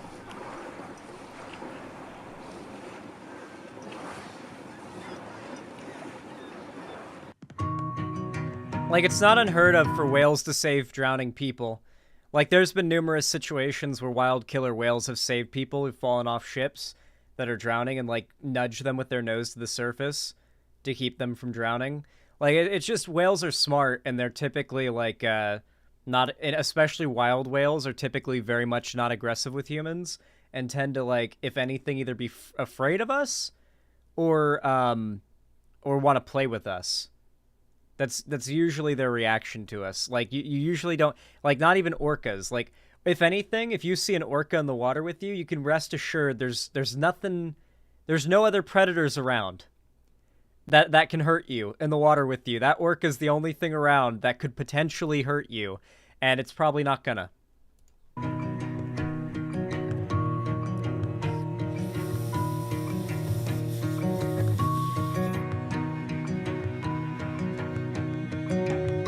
It is actually fucking crazy that the orca is the only natural predator of the moose, and that's not even a meme.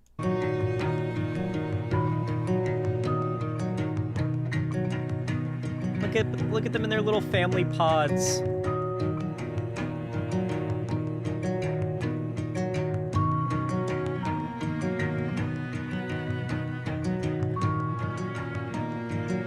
Wait, you don't know that... You know moose swim, right? And there have been situations where orcas have eaten moose that attempt to swim, like swimming, like to get across like saltwater rivers. Yeah, they not only can they swim, but they can full on like walk along the bottom and eat algae off the bottom, like full on. I'm pretty certain this is legit. Hold on. Orca eating moose.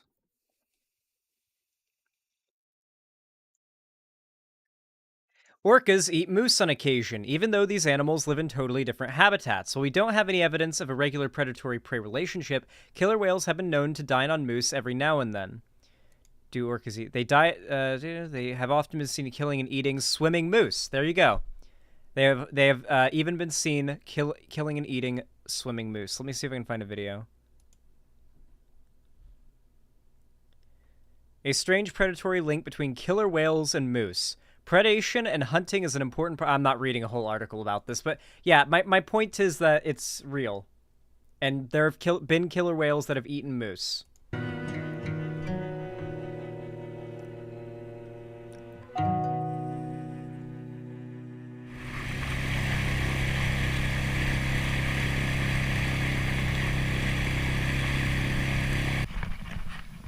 Oh, he's gonna ski.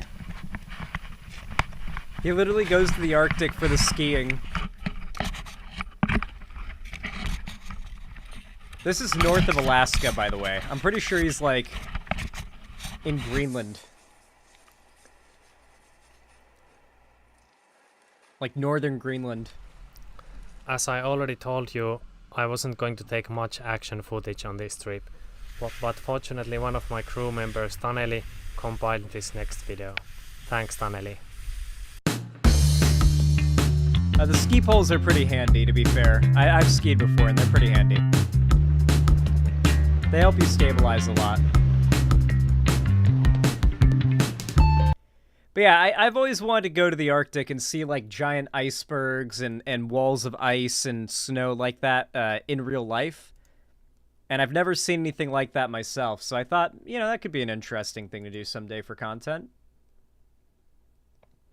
Tiger Fox King, thank you so much for the $5. I really appreciate that. Very kind of you. Said, if you want to look at it, here's a thread of me arguing with an ANCAP. Link, think I was nice to him. I'll take a look at your thread.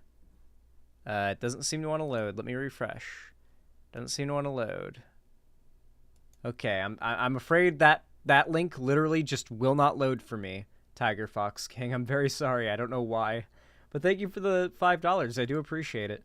Baby seal approaching a cameraman. Oh yeah, if this happens, like, legally, you're not allowed to push it off of you. You have to let this happen.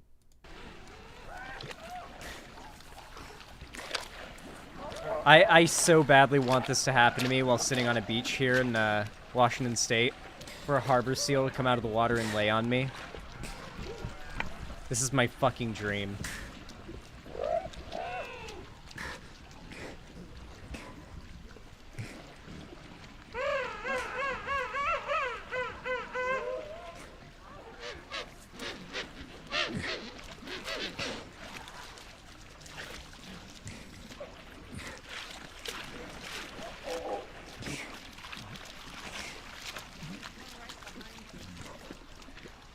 Look how cute it is.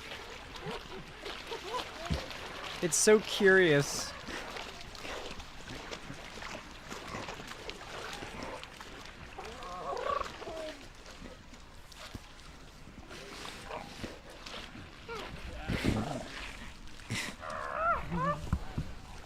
They're little sea dogs.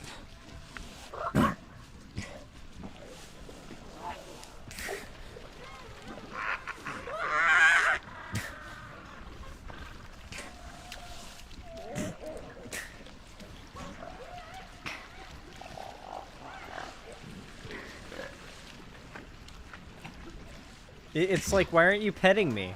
You know, it's insisting that he pet it, but you're not allowed to.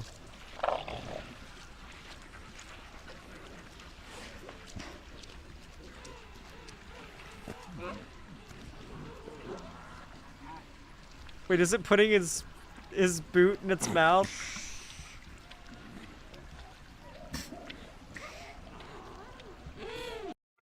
Chomp. Chomp. Fucking chomped. He lost his foot. Ripped to homie's foot and his boot.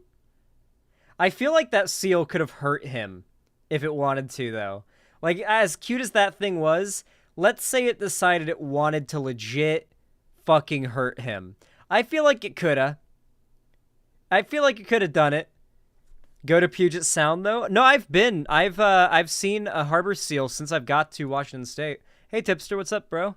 I've seen a harbor seal since I got to Washington State.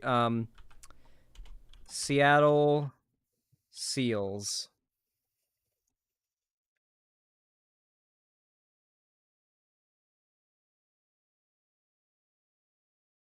Let's see if I can find a good video.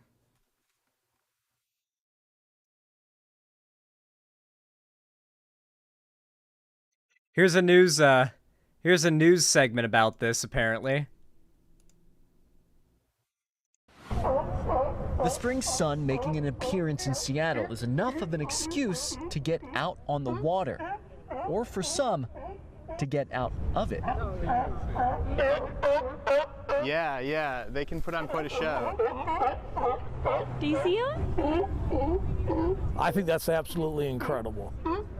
For the last few months, these lumbering lions have called Shilshol Bay home, giving people from all over a reason to capture them. Look how fucking beautiful where I live is, dude. This is why I wanted to move out to this state. Look how fucking beautiful it is here. There's just countless bays and little, like, there's just shit tons of islands and peninsulas that come off of the, like, Seattle area of Washington out into the sea that create all of these bays where you've got, like, seals and whales and all sorts of cool shit. I haven't seen any whales yet, but there are humpback whales, killer whales, all sorts of cool shit that I should be able to see at some point from the shore if I go to the beach at the right time and I'm, you know, right place, right time. A moment. It's awesome. It's really cool to be able to like come down here. We just live like a mile away or so, and show him some animals. You know, it's a alternative to going to the zoo. For Eric Rosen and his son Rivers, this makes their recent move to Seattle seem that much more exciting. Look at their little and ears. For people like Cliff Tanner visiting all the way from Columbia, South Carolina, these views make him consider swapping coasts. I'd live out here. My wife wouldn't come this far. Late in the afternoon, these lazy Fuck her, make her loiterers move. are more focused on laying out, but it doesn't take much to get them riled up. And one of them will get on the wrong way and he'll high side it and they'll all fall off and they'll all just go crazy trying to get back on and making all sorts of noise. It's comical. Doug Zellers is co-owner and GM of Ray's Boathouse. He says he and his diners have enjoyed the recent show that comes with their meal. It's fun to watch. NOAA fisheries officials tell me it's unknown why they've called this specific spot home this year. But what they do know is these big boys, and yes, they are males, are getting fat and happy on fish before heading towards Southern California to mate. And while it's a picture-perfect scene for some, others are ready for these nuisance neighbors to ship off. They can be really, really noisy. Reporting in Seattle, AJ Janavel. Yeah, they're literally like barking all day. That's cute though. Yeah, I really hope I get to see like a shit ton of them up close because I've only seen a couple of them in the water so far. So yeah. Boo, fuck you, Karen. Yeah, the Karens really get mad about the harbor seals making noise. I haven't been paying attention, so I don't know if this is what they are talking about, but there's a place kind of near Golden Gardens Beach where you can see seals doing this in Seattle. Ah, interesting. I'll I've been researching places where I can see seals almost guaranteed. Alrighty.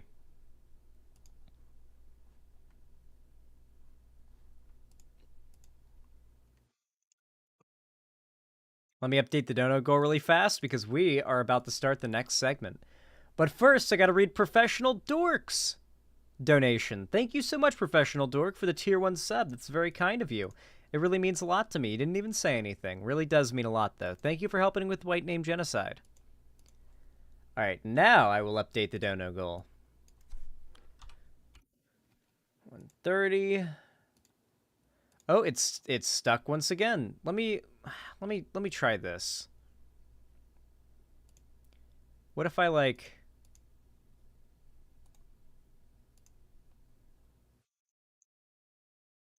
I guess I can do this again.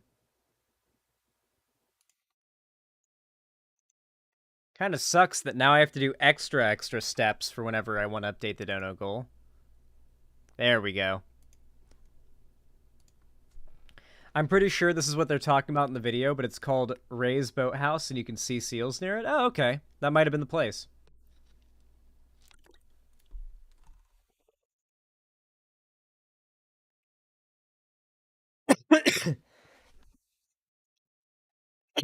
Oh, that Zaza is too strong, chat. You all know what to do when I say action, right? 3, 2, 1, action. Well, everybody, I hate to say it, but I'm going to have to subject you to possibly one of the most annoying, overplayed British accents on the entire internet. I don't even have to say who it is, and you already know who it is we're covering, just by me saying that alone. Paul Joseph Watson. Now, PJW is a weird figure as far as right-wing pundits go, right? Because here's the thing. On one hand, he is literally the most prude, boomer-minded, hyper-conservative, take society back to like the 1950s or 1940s kind of guy that you can really find in conservative media punditry. He's one of the most like hardline boomer types, right? But at the same time, all of his like content on YouTube is heavily targeting Zoomers, and it comes off as like the most hello fellow kid shit ever. So on one hand, he is the like one of the highest up at what's it called? Breitbart? He writes for Breitbart, right? Is it Breitbart or is it Alex Jones's show? I forget. InfoWars. Thank you. It's InfoWars, right? Yeah. So he does he writes for InfoWars, and he basically like does really boomer, like conspiracy boomer articles on InfoWars. But then what he does is he does these like Zoomer fuel, highly edited hello fellow kids videos that are meant to appeal to kids. But whenever he says something that needs to be cited, 95% of the time, the citation is an article that he wrote on InfoWars. Like the meme of like, who's your source? Me? Like I made it up. Literally comes from Paul Joseph Watson citing his own articles in all like as basically all of his sources in all of his videos. So it's pretty good meme. Anyway, I'm very sorry you're gonna have to listen to this guy talk because it really does hurt. Oh my god! People used to do jokey puns about the term transgender by referencing the classic kids franchise Transformers. Transformers! Robots in disguise. Well, now the Transformers are transgender. My pronouns are they, them. No one asked. Okay, so, alright, one thing you're gonna have to remember about Paul Joseph Watson videos is they don't make arguments. They don't make arguments at all. What they do is basically just talk about things that are remotely progressive and speak of it in a very vitriolic way, in a way that is very judgmental of the viewer if they disagree with the points that he agrees with, basically implying if you don't agree with the sentiment of the video, then you are lesser, without actually making an argument that is meant to convince, or at least seems like it's meant to convince, I should say. So yeah, it's mostly just going to be like memes and like dunking on wokeness with very shoddily put together dunks. She, they, but you already know that. Imagine tiny children watching this trying to figure out what the hell is going on. Sometimes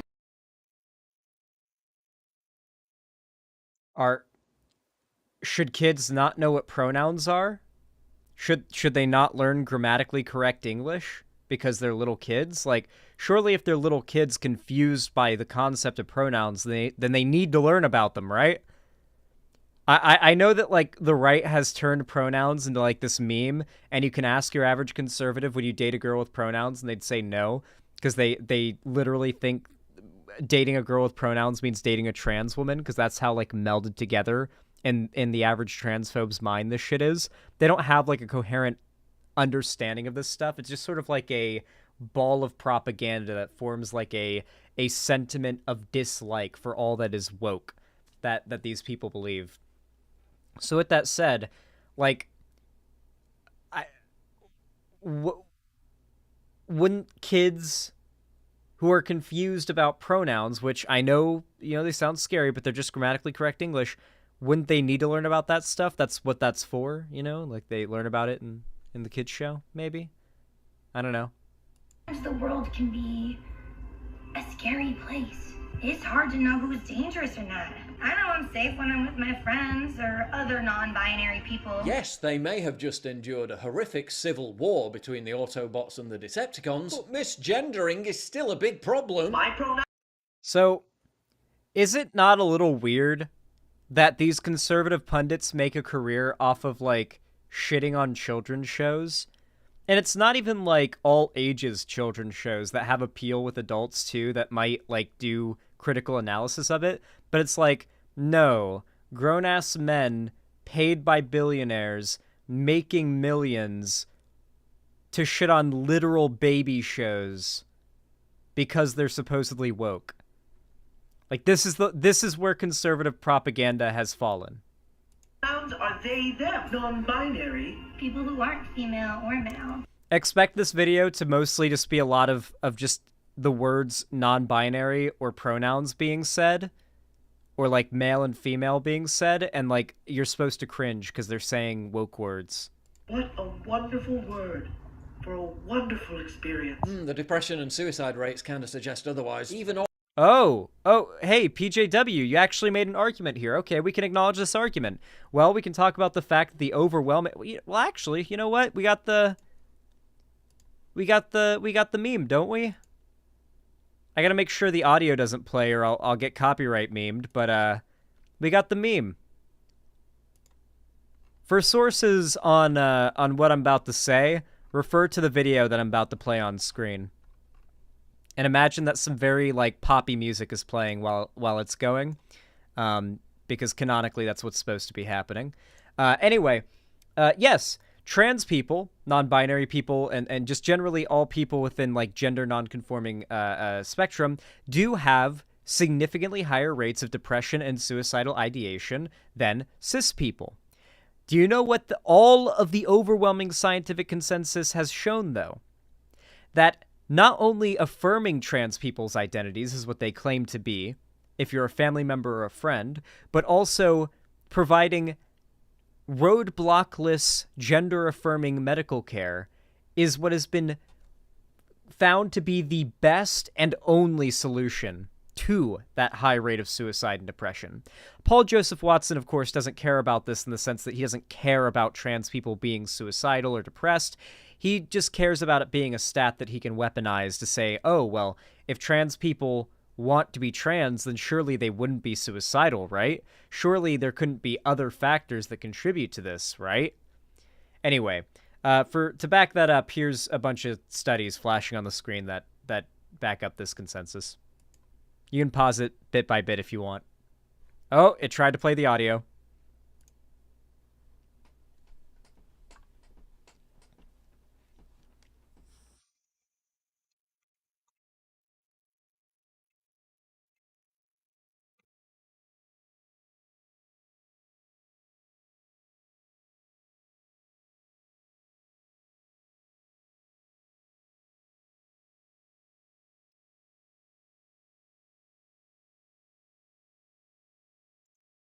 It's a very good video. It's a very good video. Link the video? Okay. As long as you follow me on Twitter. Follow me on Twitter, okay? This is a link to my Twitter post, alright? So make sure you follow me on Twitter and like and retweet that post after I send that to you, okay? But yeah, it's a very good meme. It's a very good meme, and I like using it in response to conservatives pretending like they have any grounds to stand on in regards to reality when it comes to their transphobia, because they very much do not. rates kind of suggest otherwise. Even Optimus Prime slipped into some casual transphobia. Of course. Morgan, can you switch, before being quickly corrected. Nightshade's pronouns are they, them. He or she just doesn't fit who I am. My apologies. Damn right, bigot. What? So, the right has spent a lot of time and money creating a fantasy where, like, if you misgender a trans person or use the wrong pronouns or whatever, you will literally be arrested, sent to prison, and then, like, shot in a firing line in a public execution in the street over, like, as like, LGBT pride flags surround you. Like, they've genuinely spent a lot of time, money, and effort building that fantasy up in the minds of a lot of like very scared straight people. But in reality, as it turns out, when you misgender a trans person in real life, the vast majority of the time, and by that I mean basically every time, the way it's going to go is you'll be politely corrected, and then assuming you're a decent person, you'll correct yourself, and it's all good. Like, that's all that happened there. And not Matt Walsh, sorry, all these people kind of blend together. They're all just husks. They're all husks. They're not actual people. Like, Paul Joseph Watson isn't actually going to make a sound argument here. It's just the idea that, like, oh, well, you are a bigot if you misgender people. Isn't that right? The lefties say that. That's what the lefties say. It's what the woke people say. You're a bigot because you misgendered someone. Optimus Prime would get called a bigot. Aren't they crazy that they would do this, you know? They're not actually, but they would do it. That's really in line with the woke people, you know? And meanwhile, they're literally complaining about agender robots. You remember, like, the quartering controversy from back in the day, right? Like, back before the quartering was, like, full-on a conservative grifter, like, openly, and his entire audience was just right-wing people. He used to claim he was more centrist and he didn't care about politics or anything like that, and he was just talking about what he was passionate about. That veneer has fallen quite a bit since back then, but he debated Destiny on this topic because he made a video about Apex Legends, and he was upset about the game having an agender robot. He said the game devs were woke because the game had an agender robot in it. And like the robot isn't even set in lore to be agender. It's just the quartering started saying over and over again that the robot is agender. So it doesn't count as a man or as a straight white man because the quartering was upset that there weren't enough straight white men in the game. Like, we're literally going back to that era of conservative content. I told you guys, I saw it coming, the next age of, like, right-wing cultural dominance, and I'm telling you, I can see it coming the next, like, fall of right-wing cultural dominance. Like, I can see this shit starting to fall apart. You really have to take everything that was good and wholesome about your childhood and defile it, don't they? We really went from Transformers the movie where Megatron... There's something really disturbing about how, like, every Paul Joseph Watson video seems to, like, zoom in slightly closer to his face, and he talks with his eyes, like, dead in the camera, and he's constantly, like, tilting his head as he speaks, like this, staring dead in the camera, tilting his head as he speaks. It's very disturbing. Murdered Ironhide by shooting him in the face with his arm cannon, to Transformers with pronouns. Do we have another Bud Light style boycott in the works? Well, the Transformers franchise is owned by Hasbro, which isn't exactly overperforming financially at the moment. Go so they'd woke, likely go be broke. vulnerable to such a backlash. But Paul, these are just some relative... I am very happy to know these people are going to get destroyed in the next election. I say these people as, like, the Republicans, but Paul Joseph Watson's British. He's yet another one of these foreign grifters that come from another country to talk about American politics because it's the most, like, volatile and easy to monetize from the right-wing perspective.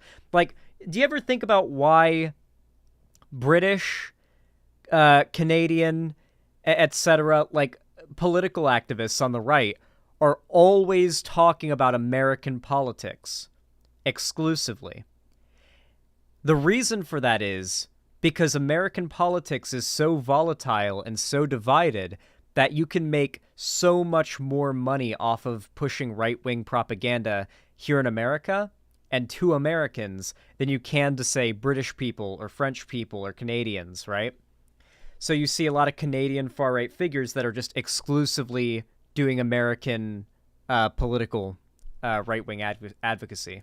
Relatively obscure television cartoons? Why are you getting mad over that? Ew, right-wing snowflake. Bigots are raging at Transformers cartoon with a non-binary alien robot. It's just about increasing representation. Really? So Well, yes, it is about increasing representation because, like, scientifically speaking, being exposed to a broad, like, diversity of identities in media that you consume has an analogous effect to having friends of those groups. It's not exactly the same and it's not ideal, but unironically consuming content that has, like, people of certain races, certain sexualities and whatnot, playing prominent characters that are like presented positively has, like, very similar effects on the human psychology to having friends of that group. It destigmatizes and normalizes and kind of takes away a lot of the mystique and perhaps even fear or xenophobia that could come from, like not really knowing a group of people. 10 years ago in the UK, according to NHS referrals, the number of children who said they were suffering from gender dysphoria... Oh, we're getting the social contagion argument. Reminder, guys, there's absolutely no scientific evidence whatsoever that being trans is a social contagion. In fact, we have evidence to the contrary. One of my favorite examples to draw when it comes to why the right is full of shit in regards to the idea that acceptance of LGBT people is leading to their being like a grooming social contagion is bullshit. Look at this chart for the history of left-handedness in America. As you can see during this downward trend, left-handedness was heavily punished for students in schools. You would particularly have your wrist slapped, or your left wrist slapped by the teacher if you wrote with your left hand and have to write with your right hand. Around the 1930s, or sorry, the 1910s, I apologize. God, my nose is so itchy today. Around the 1910s, as you can see, they stopped punishing kids for being left-handed. And as you can see, the rate of kids who are left-handed went up very quickly over a very short period of time until it leveled out. Because as it turns out, there's a pretty fundamental, baseline level amount of left-handed people in society. And chances are that is also true of trans and gay people, because we've seen the same trend with gay people, and we're going to see the same trend with trans people too. When a group of people that have always existed are allowed to exist more and more each day, and as things are getting worse in some areas, they are getting better in others, you're going to see a rise in younger people opening up at a younger age about being part of that identity. Stood at just 250. A decade later, and that number stands at 5,000. Is that near 2,000% increase in children reporting gender dysphoria over just the last 10 years? The natural response to LGBT Zoomers feeling more represented in television cartoons? Non-binary? Or is the 2,000%... Is he going to say TikTok? Is he going to say TikTok? I bet he's going to say TikTok. Increase actually a product of a sustained social engineering project, relentlessly promoted by cultural institutions, ceaselessly amplified by celebrities and transnational corporations, institutionalized, recognized, and given... Okay, he's JQing right now. For those that don't know, Paul Joseph Watson is a neo-Nazi, and he has been for a while. He JQs in a lot of his videos, so he's doing the Jewish question right now. He's talking about the Jews. Credence by the law and the state in every single Western country in the world, as the flag of this supposedly marginalized movement literally flies over major government buildings, or because some alien robot... You know what flag also flies over major government buildings in America?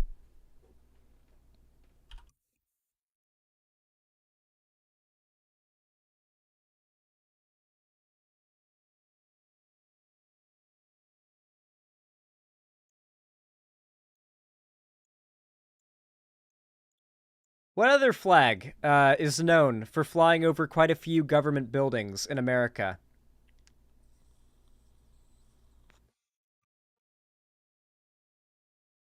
It almost feels as though Paul Joseph Watson's fine with this one, and he is. I'm pretty sure Paul Joseph Watson, and I know Alex Jones has, defend the flying of Confederate flags at Capitol buildings in southern states.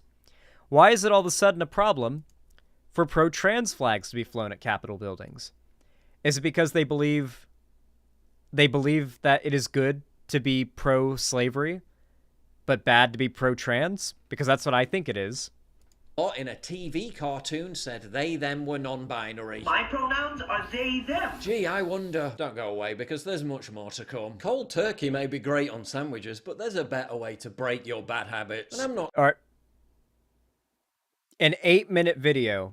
An 8-minute and 7-second video. The absolute bare minimum you have to reach in video length to get mid-roll ads.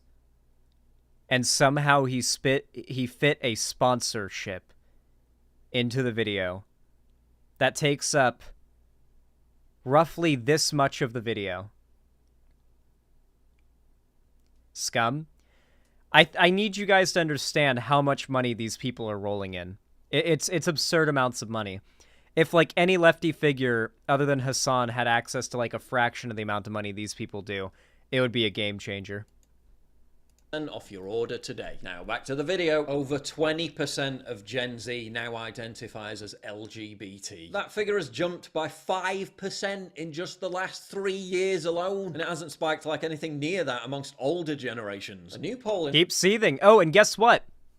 Guess what? In the American elections, I meant to bring this up earlier. In American elections, the transphobia is just not winning. Americans just do not single issue vote on the trans thing.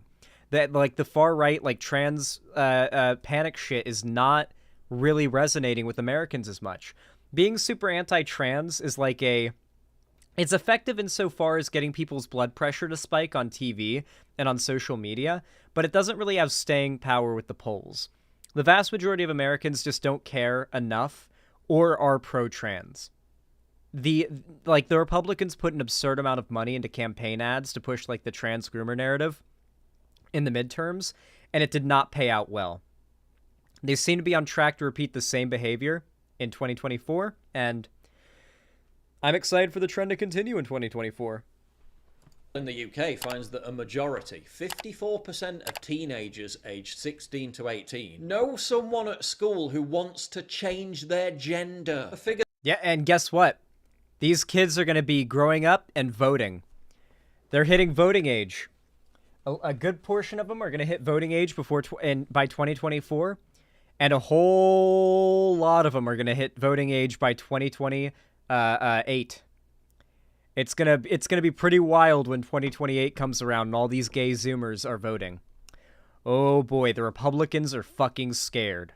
That would have been in the single digits 10 years ago. Is that down to enhanced representation or enhanced indoctrination? Given that the transgender lobby have tried and succeeded in many cases in blocking teachers and schools from sharing sex education material of this nature with parents before their kids are exposed to it. Gee, I wonder why large... So, I should also mention, by the way, that it's no longer a thing of the past of conservatives trying to ban the teaching of evolution in schools in the red states. Republicans just passed a law in, I think it was Ohio, but I may be wrong. Correct me if I'm wrong, chat. That basically allows a teacher or allows parents to file for the termination of any teacher that teaches something in the classroom that they disagree with being taught to their kid. They can, like, file a motion to have the teacher's job terminated, just straight up. And it is very, very clear based on who passed the law and what they said when passing it, that the particular targets of this law are any teaching to do with, like, slavery being bad and, like, having happened and being a thing the South was in favor of, anything to do with, like, being pro-LGBT, and, of course, evolution. They're going to try to get teachers in trouble in these red states for teaching evolution. At the end of the day, the core of their ideology is to give parents the power to blacklist the truth from being taught to their kids if they want their kids to be indoctrinated into conservatism. Numbers of teenagers are being taught in school that women can have penises, that men can get... Remember, guys, these people back in 2016 were the ones screaming and whining about how the left needs to live in an echo chamber and can't be exposed to any alternative ideas. And here they are arguing that it should literally be illegal for their kids to be exposed to any alternative ideas than what they agree with. Pregnant and that sex is assigned at birth. Oh, and BDSM too. Lovely stuff. Is that merely an organic development encouraged by... I'm sorry, but teaching teenagers in high school about sex in sex ed classes needs to be done well. And if teenagers are going to do BDSM, and trust me, some of them are doing BDSM, then they need to know how to do it safely, okay? It's important, all right? Because BDSM can be done dangerously.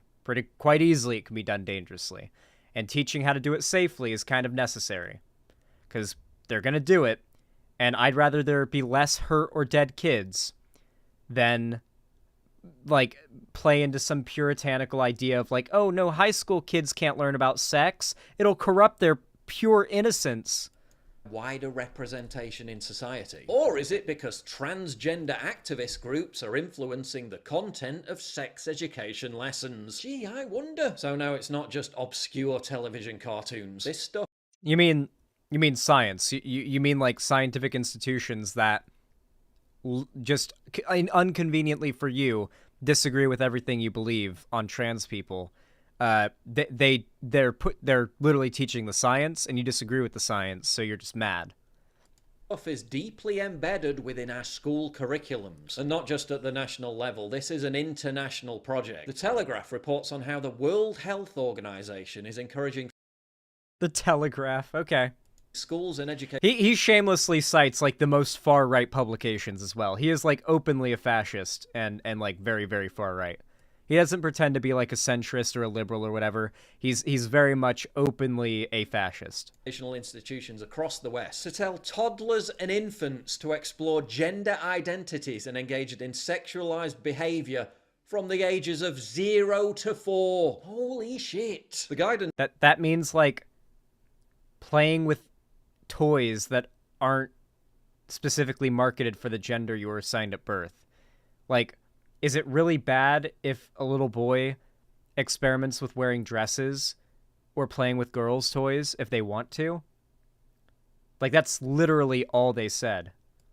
And says that sexuality education starts from birth and is described as a framework for policymakers, educational and health authorities, and specialists. The WHO guidance also says that children aged 4 and under should be taught about enjoyment and pleasure when touching one's own body, early childhood masturbation. And they tie that in with infants having the right to ask questions about sexuality and the right to explore gender identity. God forbid we allow children the opportunity to ask medical professionals questions about their body. Oh my God. Oh, we can't allow these children to have their questions answered about their own, like, physical biology. Like, it'll corrupt their innocence. Oh, don't use the word groomer, though. The document states from birth, Oh my God, literally. They literally call it grooming to teach kids sex education. Remember, guys, the next step is calling for the execution of teachers. Babies learn the value and pleasure of bodily contact, warmth, and intimacy. They're literally trying to sexualize a newborn baby's natural bonding. Okay. Paul Joseph Watson, I know you're a conservative, and we know what that means. But discussing sex education is not inherently sexualized. There is a very big difference between a scientific, factual discussion around sexual health and a sexualized discussion. If you go to the doctor, for example, Paul Joseph Watson, because you've got dick rot, and you go to the doctor, Paul Joseph Watson goes to his doctor, and he goes up to his doctor, and he's like, "Hi, I'm Paul Joseph Watson, and I have dick rot." And he's talking to the doctor about his dick rot, and you've got, PJWs there talking about his dick rot with the doctor. Just because he's talking about his dick rot, which is a rot of Paul Joseph Watson's dick, doesn't necessarily mean it is a sexualized conversation. It is a factual, scientific, medical discussion about health having to do with a sexual organ. So when the right says sexualized children in this context, what they actually mean is teach about biology and like this basic shit that is just scientific health education, but call it something that makes people scared and angry.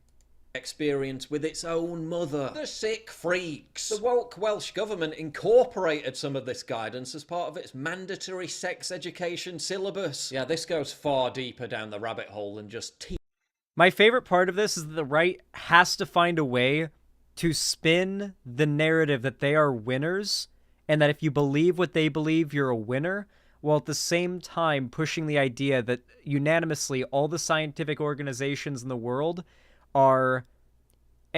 It's so bizarre, the level of like back and forth there is. It's all contradictory, everything they believe. On one hand, they think there is a massive...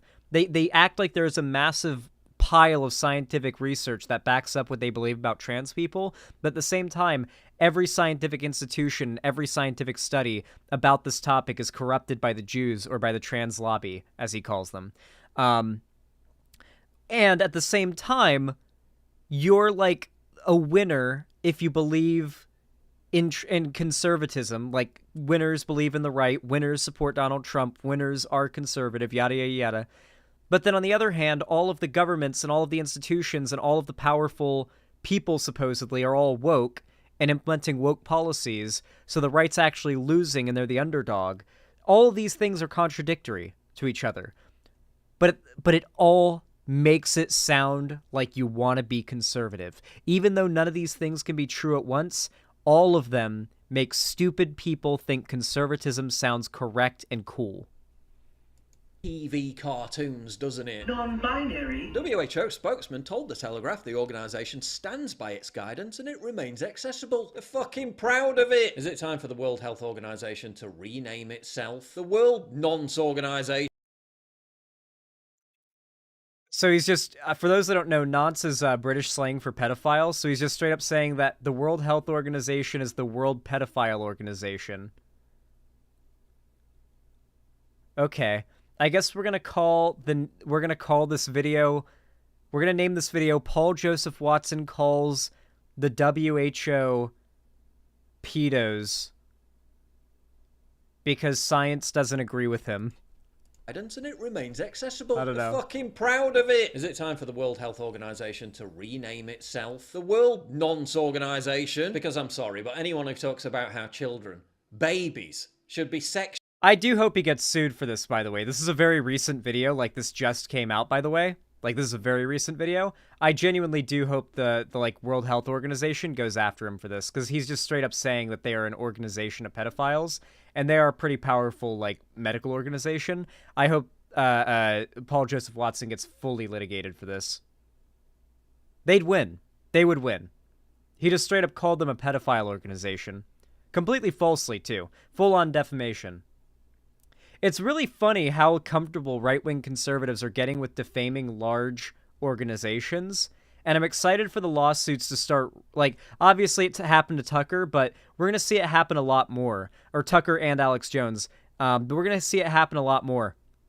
We're going to see a lot more lawsuits get rolled out for defamation as these right-wingers get more masked off and more comfortable outright lying about more and more credible, powerful organizations that have the power to defend themselves. Usually they target small YouTubers with, like, no real platform or power to defend themselves. Now they're going after the World Health Organization and calling them pedophiles?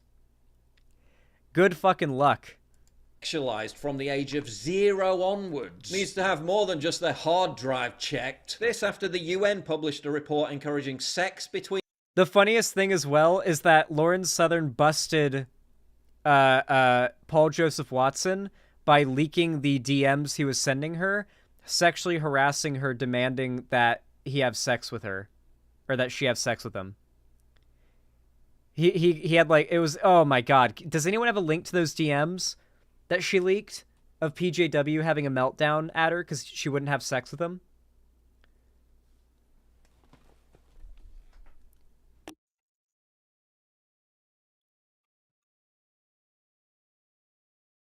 Yeah, those DMs were horrid. It is funny when these people try to claim that, like, the left are predators and the woke people are predators, when Paul Joseph Watson's literally been outed as a sexual harasser of other conservative media pundits that are women. And not only that, but there is a long-running trend of conservative women being sexually harassed by conservative male pundits, and Paul Joseph Watson is no doubt one of the go-to propagators of that shit. Between adults and minors to be decriminalized. But I guess it's just about representation, right? Meanwhile, this past weekend saw the latest Eurovision Song Contest. Is this supposed to make me mad? So, remember guys, this is supposed to make your blood boil. If you're a conservative and you see this, this is supposed to make your blood boil just by seeing it. Okay, seems fine. Let's see Germany's entry. Oh my god! Because whoa! You can't represent Germany by...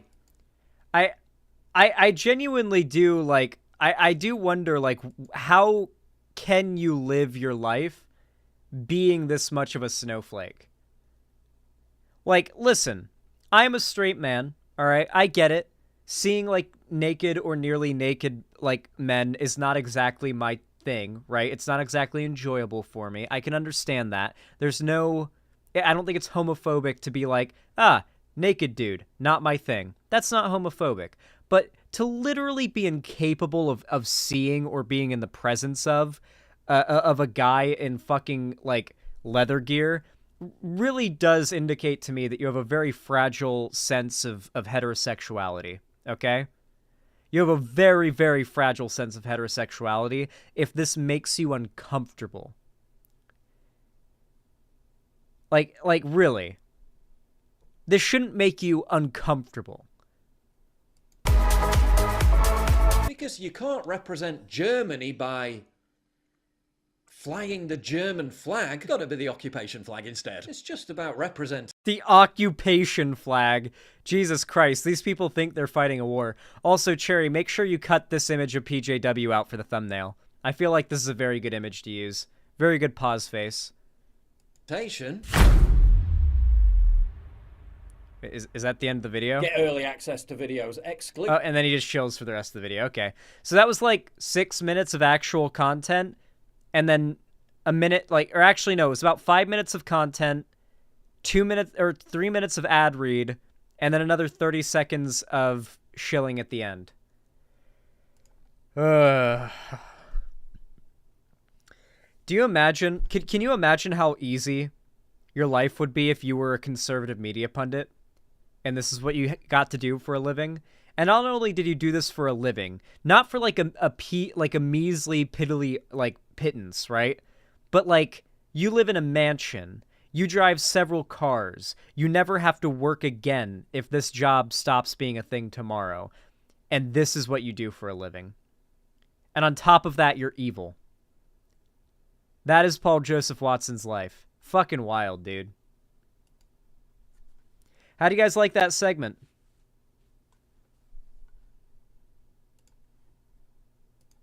What do you guys think of that segment? Did I do good?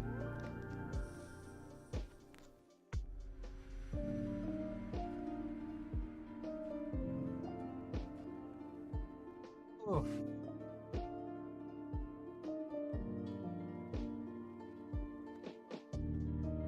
Oh. My back's been killing me lately, guys, so I gotta twist that shit and pop it every once in a while.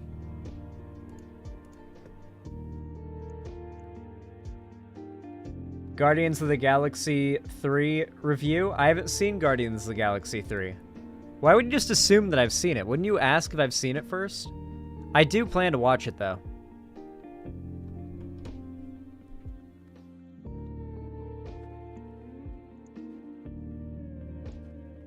Go see it, whore? Maybe I will. Maybe I won't.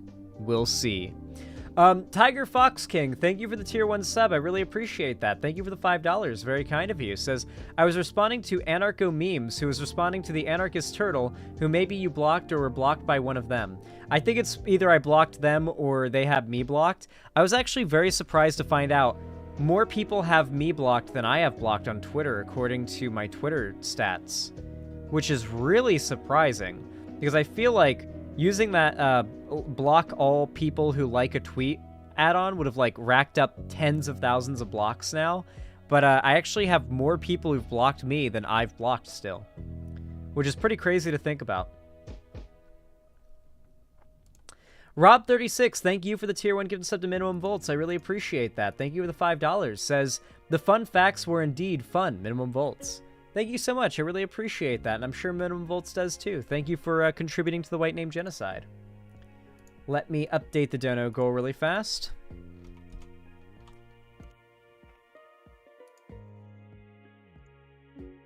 Yep, I have to update it like this.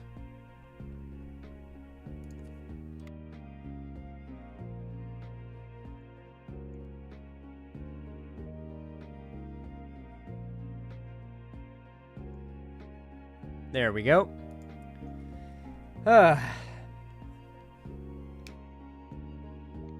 No, Chuck Whiskey. Taking power away from the Democratic Party is not a good idea for progressives by any means. All right.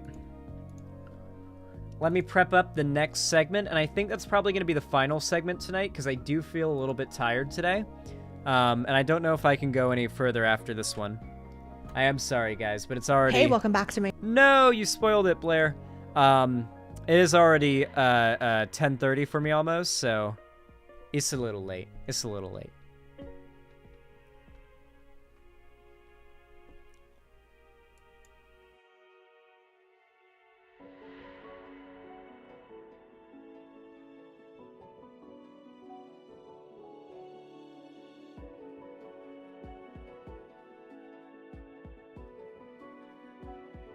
Alrighty, everybody. Y'all ready for another segment? You all know what to do when I say action, right? 3, 2, 1, action. Alright, everybody. We are taking another little peek at Blaire White's channel. And as it turns out, I didn't even notice this when all this drama was happening. I don't know how. But Blaire White actually gave some input on the Mr. Beast Chris situation.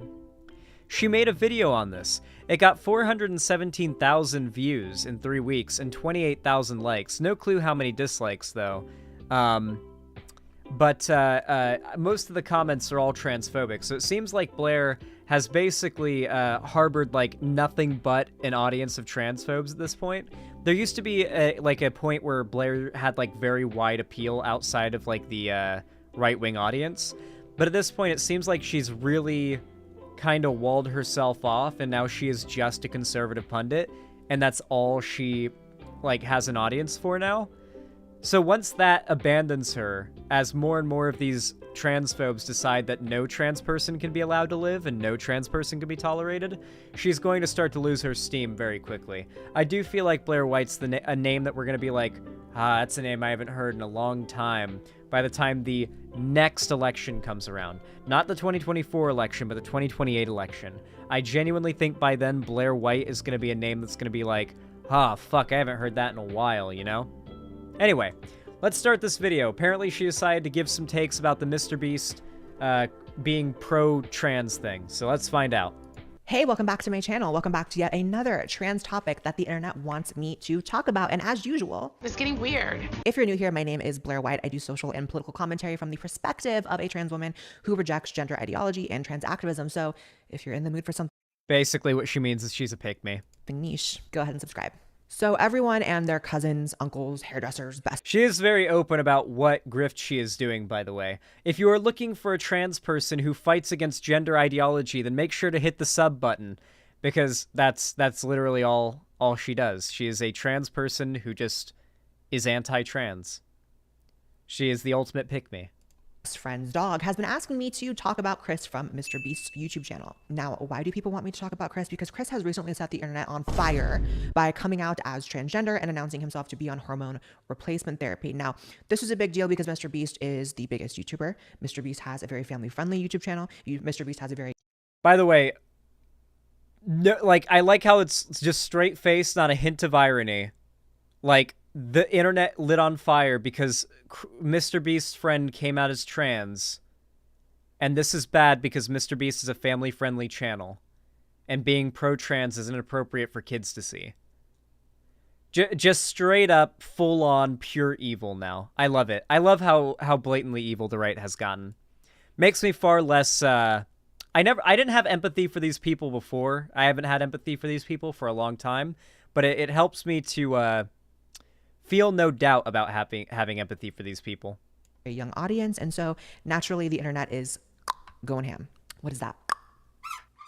What does that represent? Why do you guys watch me? So Chris is a massive part of I ask Mr. the Beast's same channel. thing He's every basically day. Mr. Beast's sidekick. Now, I had never watched really Mr. Beast content before, so my first time hearing of Chris was upon him coming out. And for me, it's a lot less about Chris being transgender and a few other issues that have me feeling a little disgusted. I'm not going to just do a video simply about someone coming out as transgender. It's like, hi, it's 2023. That's everyone, right? So Chris's announcement of being on hormone replacement therapy really took the internet by shock for the simple fact that prior, Chris had been known as sort of the all-American, like gun-toting, like meat-eating, like redneck, like just like... Blaire, do you not literally fit this stereotype, but you're trans? Like, you literally pose with guns, shoot guns, you shit on the woke left.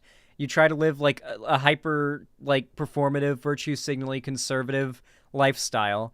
Like, you know that trans people can still be that way and be trans. Like, you know this. You are very aware of this fact. Super masculine guy, right? And so it's really an interesting take about how people often project, right? So oftentimes the thing that people are trying so hard to fight against is really representative of something deep inside their psyche that they're trying to ignore or they don't like about themselves. So I always find that really interesting when you see people who are like, I don't know, like constantly talking negatively about gay people and suddenly they're caught, you know what I mean? It's like, wow. It also has really upset people because Chris has a family, specifically a wife and a son, and people are saying that this is incredibly unfair and bad for them. And I have a lot of thoughts about that, by the way. Oh boy. Can I just say I'm probably going to go off about that for a while, like a good chunk of this video. Now, any person coming out on a YouTube channel as transgender when the audience is so young, as Mr. Beast's channel typically is, a lot of young kids watch it, was going to cause controversy, right? But it only got worse with things that came out. Why can't she just explain why it is bad or why it is controversial that kids know trans people exist, or God forbid, a role model they look up to like Mr. Beast be pro-trans? Zan about to get high for this one? Oh, you can see how often I'm hitting the weed vape. Like, I feel like you guys should do... Like, there should be an entire YouTube channel dedicated to, like, monitoring my stress levels during certain segments and determining, like, scientifically what segments make me the most stress by seeing how often I hit my weed vape. Like, alright, how high do I need to get for this one? Post-transition announcement, and those are the things that have me feeling like, let's do a video. And anytime someone is trending on Twitter or a hot topic, you can bet your ass that old tweets are going to resurface, and resurface, they did. And these are the things I have the most issue with. One tweet circulating from Chris says, "Nothing gets my knob a-cranking like some lolly." So I'll tell the backstory behind these tweets because, as you guys know, I am the ultimate lolly destroyer. I am just the slayer of lolicons on the lefty debate sphere. So you guys probably, with my reputation, can probably take me at my word on this. But I don't know if Blaire White's going to include the context, even though the context also arguably makes Chris look bad. But I'm going to give it anyway. So here we go. Zan wording. Phrasing. Anyway, basically, back in the 2016-2017 era, there was an artist online who had a very unfortunate amount of good faith and leeway that they were given, despite how blatantly fucked up and disgusting and perverted and deranged their art was. The name of this guy was Shadman. Shadman drew a wide variety of art. He drew a lot of people who did YouTube's profile pictures, a lot of thumbnails for them. He did a lot of commissions for very big YouTubers, and he had a lot of very strong connections to large public figures. And because of this, he basically had like a shield of invincibility around him. Despite the fact that he... Let's just say that if you weren't one of the people who was blatantly trying to make excuses for this guy, it was very obvious that Shadman's a pedophile.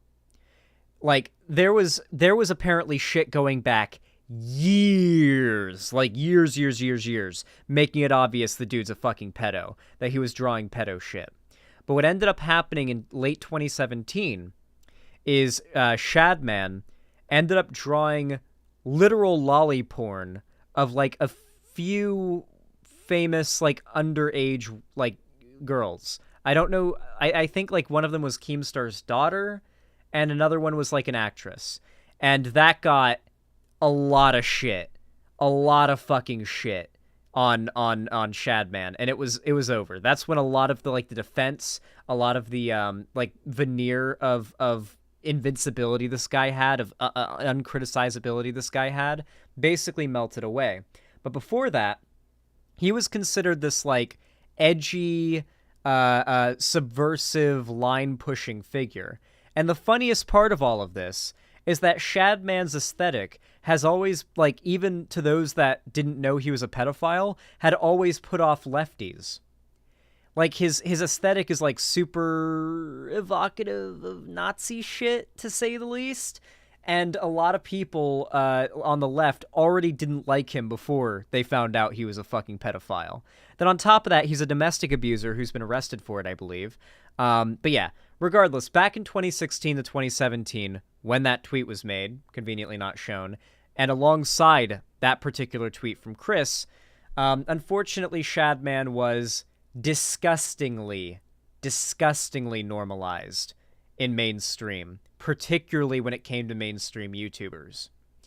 And it was like a subversive meme, particularly pushed by conservative figures, funnily enough, to be friendly with pedophiles.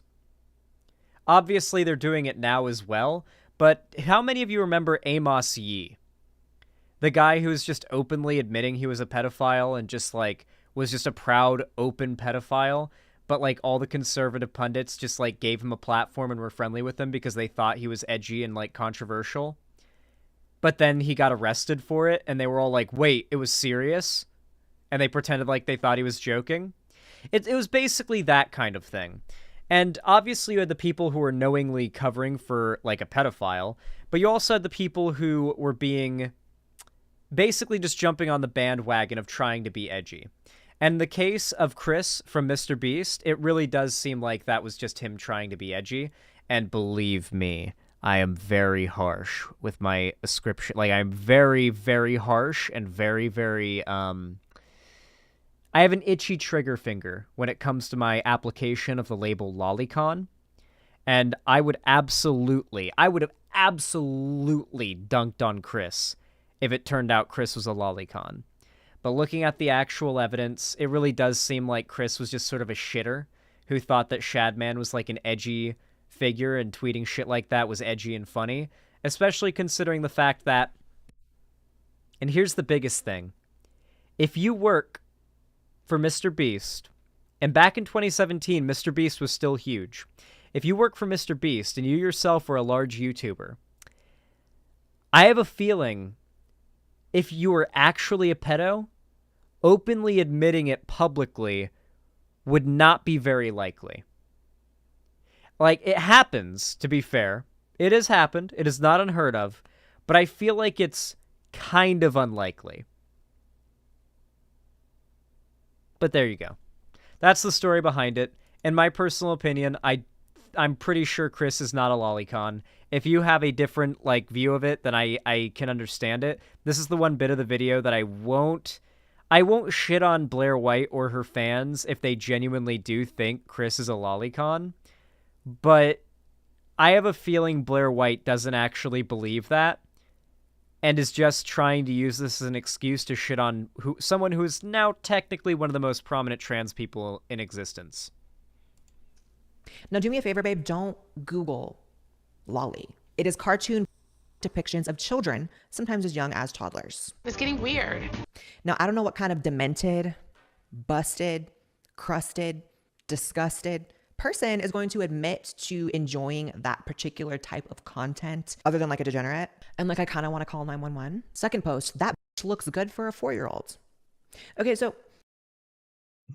Replying to Keemstar. Wait, what?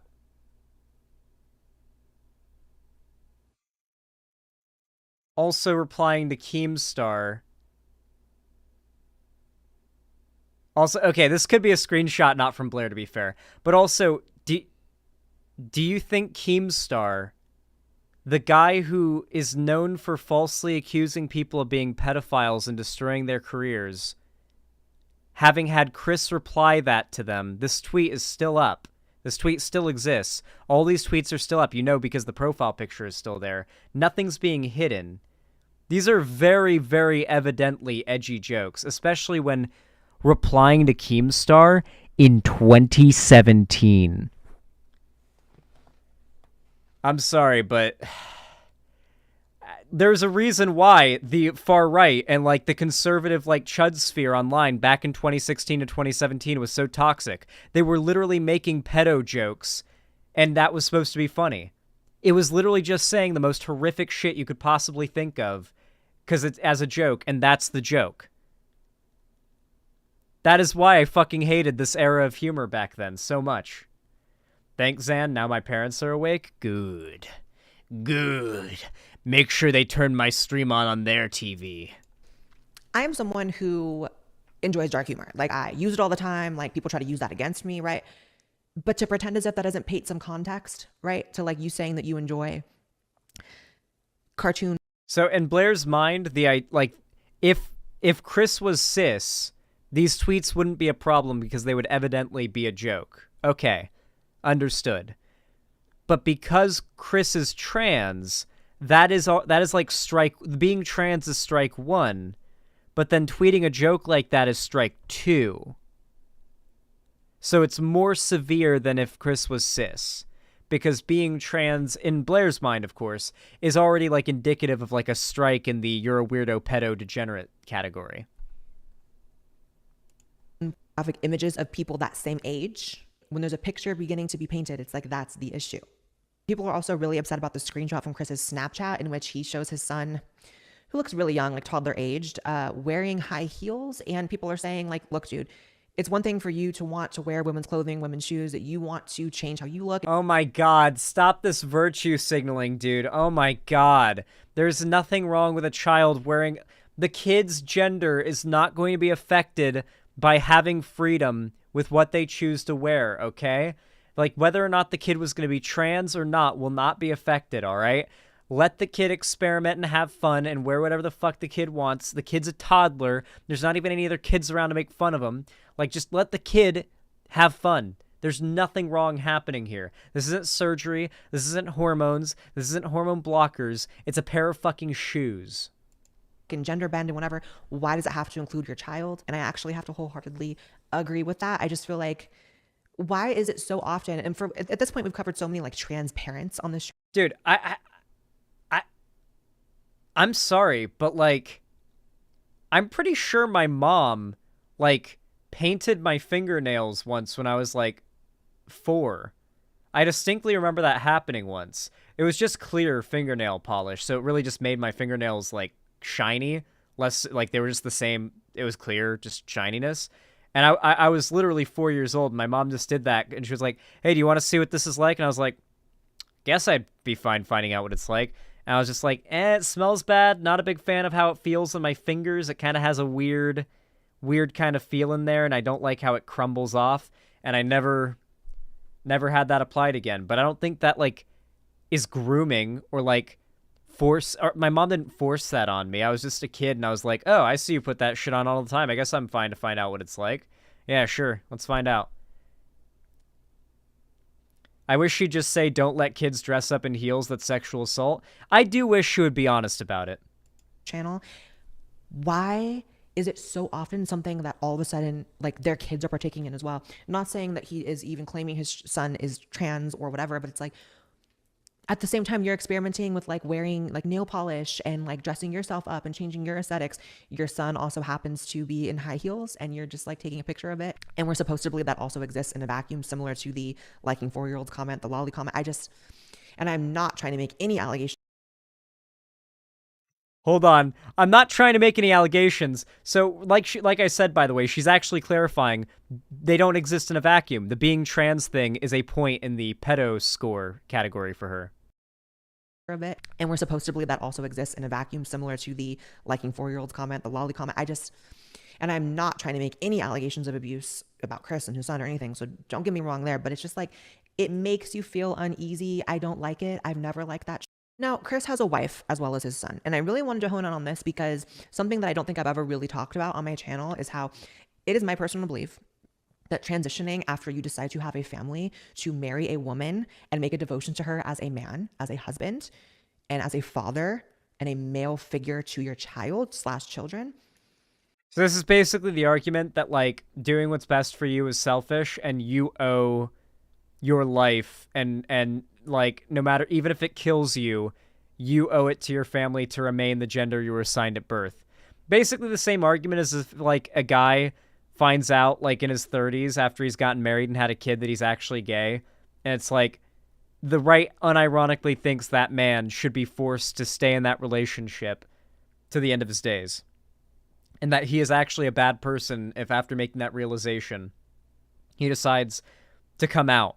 Because that, even coming out, because that could ruin the relationship. It's wrong to even come out, in their view. Few things match that level of selfishness in my mind. I've never liked it. I like how we've built up the narrative, right? We start off with, like, the very, like, I'm very glad she included the screenshot that was a reply to Keemstar, because, guys, I don't know how many of you know anything about Keemstar, but if Chris had actually commented something that was actually sincerely indicative of pedophilia on Keemstar's post, that drama goblin would have taken advantage of that and hopped on it years ago. Years ago. He would have done it in 2017, or he would have done it in 2018 when Mr. Beast really blew up with the Fortnite community and Tfue and stuff.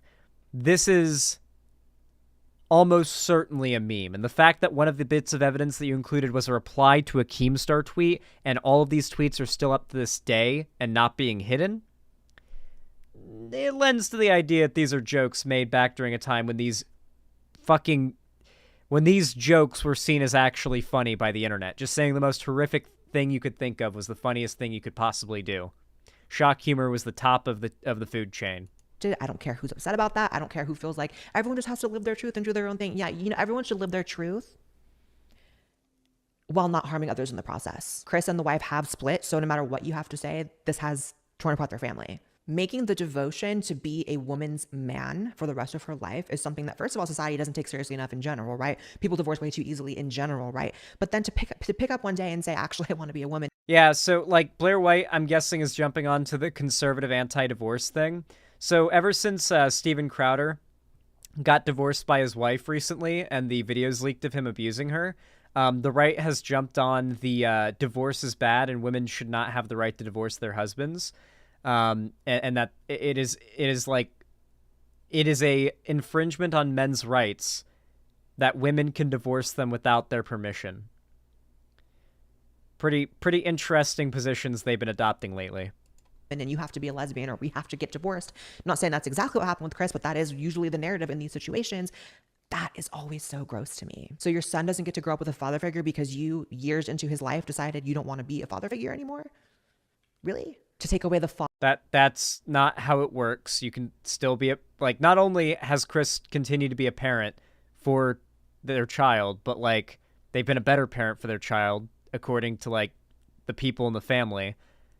But, like, that's not how it works. There's no, like, magical switch that goes off that makes it so now a needed parent that was once there now no longer exists because Chris transitioned. Unless you genuinely think that coming out as trans changes your gender to that extent, Blaire, which is actually a pretty pro-trans position to have. So I guess you believe that now Chris is no longer a father. So yeah, you know what? Pro-trans Blaire, I guess. We'll take the dubs where we can get them. Father figure from a child, from a son in particular, is so gross to me. And you can say that this is me being harsh, you can say it's me being mean, but people of sounder minds are going to say this is me being real. I get that it doesn't mean he's abandoning his child, but to pretend as if he's not taking something away from his child would be incredibly dishonest. I don't care how many people think that this is just Chris being his true self. Okay, well, guess what? His family was under the impression that his true self was a husband and father. To give you some insight into what happens to the wives in these situations. God, I'm really curious how many... I gotta check the comments really fast. There's gonna be a lot that are transphobic, but I want to see if there were any that were pro-Chris. Mr. Beast's channel basically became Chris's transition journey. I don't understand why every time a trans person comes out, suddenly the whole world revolves around them and their transness. Really? That's the top comment with 1.3 thousand likes? Is a comment saying Mr. Beast's channel has basically become Chris's transition journey? That's literally how deranged these people are.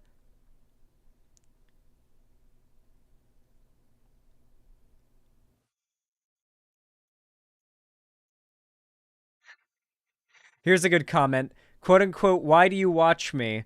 Because you're a perfect example of a trans person who I can get along with. It's a breath of fresh air in clown world. Oh, God. Remember, though. Remember, always remember where it ends up.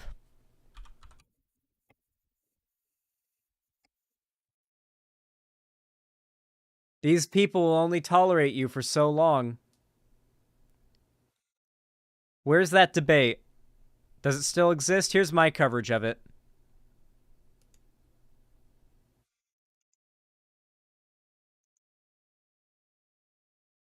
Are libertarians. I mean, you have a party. Cases, I don't think there ideology with while holding true that watching the rest of it unless you just want to see Blaire White be like bombarded. I hate that I can't find the original video online and I have to sip through my own video. I'm not going to be able to get a wholehearted clip of it, but basically, it's a popular conservative figure just telling Blaire White to grow out her beard and just admit that she's a man, because no amount of being a pick-me will change the fact that she's a degenerate groomer. Like, it's basically just a crazy fascist neo-Nazi lady going mask off and saying the quiet part about Blaire out loud for the right. And Blaire just sits there and takes it. She tries very hard to appeal to her and says, but I'm different. I'm different. I swear that I am different. No, Lauren Witzke. I actually have a comment I wanted to read you because on my podcast I had briefly talked about the Chris situation, and this woman left a comment that I found was very insightful. My ex-husband came out as trans when we were about 8 months into our marriage. It devastated me. The pressure I felt to be... I legit thought maybe she was going to bring up like a study about like there being an epidemic of like forlorn wives because of like men coming out as gay or coming out as trans or something, but instead she brings up an Instagram or a YouTube comment. Hard-hitting journalism, Blaire. A good wife and be supportive was suffocating. We went to support group meetings that made me feel worse. He used my bisexuality as a weapon against me, saying that it's okay for him to transition because I'm bi and I'll be attracted to him anyways. It doesn't work like that at all. It's okay for him to transition. Literally trying to find a way to transition and still let the relationship exist, but they're mad that, like, literally just mad about their ex-husband transitioning. Honestly, sounds like their ex-husband dodged a bullet, or I guess now wife, ex-wife, dodged a bullet. Yeah, bullet dodged, honestly. It was awful. I felt abandoned by him. He wanted to have kids with me the whole gig. It was awful. I feel bad for Chris's wife and family. And I do too. I really do. I believe that Mr. Beast is between a rock and a hard place here, because if you fire Chris because of all this division and controversy that Chris has created by coming out as trans, you're going to be... I love that all these videos always end with like the thesis that Mr. Beast wants to fire Chris but can't because of a given set of reasons now. And that, like, behind the scenes, this is a nightmare for Mr. Beast. Mr. Beast wants to fire Chris but can't. Let's check Mr. Beast's Social Blade real quick.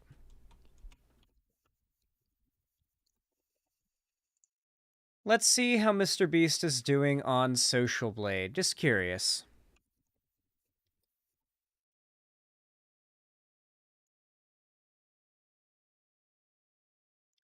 Woo-wee. Wow-wee. Bro's gaining 1 million subs every few days. Like, every 4th day, dude's gaining 1 million subs. So, roughly, it's 250,000 subs a day he's gaining, on average. 233k sub gain average. He's getting roughly 43 million subs in his channel a day. And if you look at his chart, his monthly views are up in the last month, and his monthly subs are really up in the last month. And I like how these troughs look really bad, but when you look at the troughs, they're like, oh yes, this really bad month where he only gained 3 million subs. Or this really bad month where he only gained 5 or 6 million. But in the last month or two, he's been gaining 10 to 12 million subs a month, it looks like. So yeah, it doesn't really seem like this is affecting him negatively. If anything, it's brought positive attention to his channel. looked at as transphobic by half the internet. And to keep Chris, you're going to be alienating kind of half the internet. A lot of people are saying they're boycotting the channel. A lot of parents don't want their kids watching anymore. Half the internet is supporting Chris and saying this is so amazing that you get to live your truth and you get to be yourself and blah, blah, blah. So glad the right is falling into the do not watch Mr. Beast. Do not let your kids watch Mr. Beast. It is sinful. It is satanic to watch Mr. Beast. It's such a losing point for the right. God, I'm glad they adopted this position. It makes them look so bad. And the other half is saying that Mr. Beast is pushing the trans agenda on this family-friendly audience, this audience of typically younger people. And I just feel like that's kind of dumb because Mr. Beast doesn't have any control over who comes out as trans and when on the channel, right? It's like he's in a rock and a hard place. He fires Chris, he gets deemed transphobic. He keeps Chris and he alienates half the audience. And Mr. Beast did respond saying, alienates half the audience. Yeah, that social blade really seemed to be demonstrative there. Remember, they pretend like this is a 50-50 battle. Some of them even pretend like it's a 75-25 battle. That that the transphobes are the quiet majority is what they pretend like. But I'm sorry, Blaire. No matter how much her eyes even look red, like she's been crying. No matter how much you want to lie and pretend like it isn't the case, the vast majority of people are pro-trans or frankly just don't care. It's not going to affect Mr. Beast. He has not ostracized anywhere near half his audience. He seems to have ostracized such a small fraction of his audience, in fact, that it isn't even evident in his, literally he outgrew and then overshot beyond any loss in growth that he got from this drama. Like, let's say he lost 10% of his sub base or of his sub count because of this drama. He then gained back 20% of his sub count that month. He lost nothing. Yeah, this is getting absurd. Chris isn't my nightmare. He's my effing friend and things are fine. All this transphobia is starting to piss me off. And people are pointing out that Mr. Beast looks visually uncomfortable around Chris. Now that Chris is coming on the channel dressing a certain way. I like how now now Blaire looks visibly uncomfortable while having to play off the largest YouTuber period making a blatantly pro-trans statement that is unapologetic and unwavering. She has to find a way to oh, well, actually, if you look at that one video, Mr. Beast looks really uncomfortable in that video with Chris. It actually really seems like their relationship, if you get a body language analyst on it, it really looks like he's uncomfortable. And you can definitely see it. Oh my God, Jimmy, look, they drew you. Jimmy, they drew you so well. It looks just like you. Oh, yes. Oh my God, it's Jimmy. How did fan art? This is what we were looking for. Be brave, be honest, be kind. Mr. Beast. That is my tagline. Hey, nice shirt. Thanks, dude. Nice. I really do love that they play this Sunny V2 played this clip in his video as well. They all play this clip in their videos thinking it's does Mr. Beast actually look uncomfortable or does he not just look normal? Because I'll admit I've watched a lot of Mr. Beast and he looks normal here. Unironically, he looks like he's acting normal here. Maybe a little tired, but I mean, if I was Mr. Beast, I'd probably be tired too. Nice shirt. Hey, nice shirt. Thanks, dude. Nice shirt. Thanks. Nice shirt. Nice shoes. But I have some good news for Mr. Beast from me.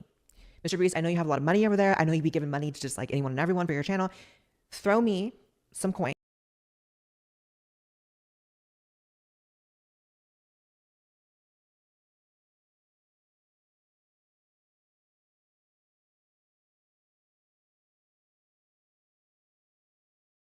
The audacity of these fucking grifters. I like how she's got her gold.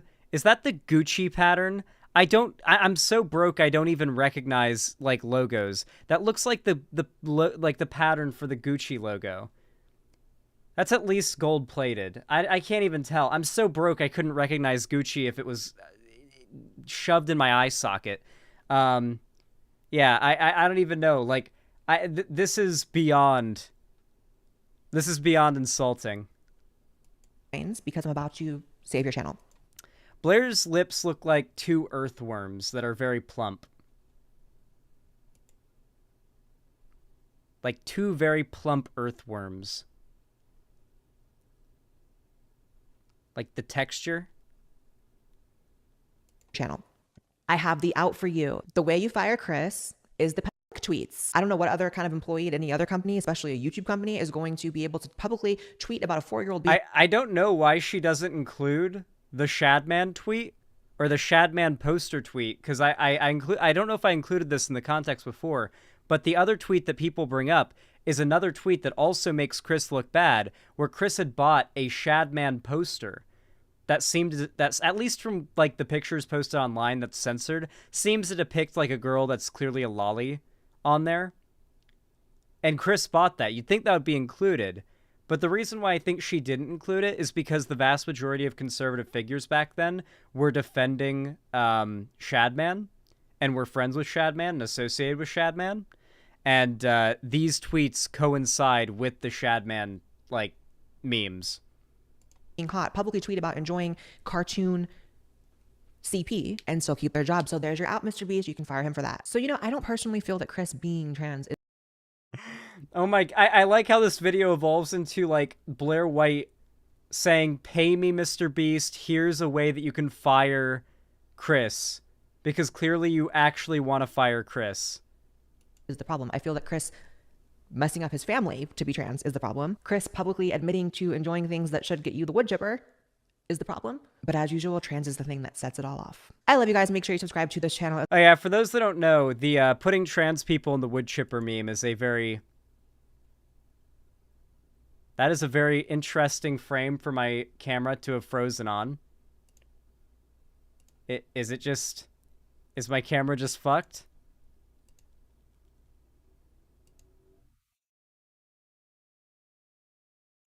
Are you... Just for no reason, out of nowhere. Just as I'm just... Okay, there we go. We're back. Okay. Just for no reason. For nothing caused that, chat. I didn't do anything that made that happen. It just did that. Oh, it unadjusted my settings. All right, you can cut this bit out, Cherry, and then I'll do my outro. No, not configure crossbar, configure video. Okay. Turn that off. I gotta turn the gain down. I think this is probably good. There we go. Anyway, as I was saying, you can cut back now, Cherry. The putting trans people and gay people in the wood chipper thing has been a meme on 4chan and a lot of other hate groups for a long time. So usually when you hear a conservative pundit saying, put someone in the wood chipper, it is a dog whistle for putting trans and gay people in the wood chipper and that being their goal. The wood chipper memes have been very popular. That is like that is the far right's like sort of fantasized go-to murder weapon to kill trans people with. They want to like feed gay and trans people into wood chippers alive is what they like fantasize about in their threads and stuff online. And so that's what that's usually a reference to when they say that. Just for those of you guys who aren't caught up on the far right dog whistles, they're pretty objectively evil. It shouldn't surprise you how horrific they are. Whew. Didn't expect a wood chipper dog whistle from Blaire White. Anyway, yeah, how do you guys enjoy that segment?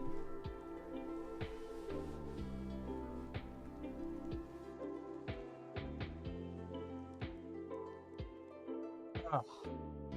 God, my back is still killing me, guys. Great but disturbing? Yeah.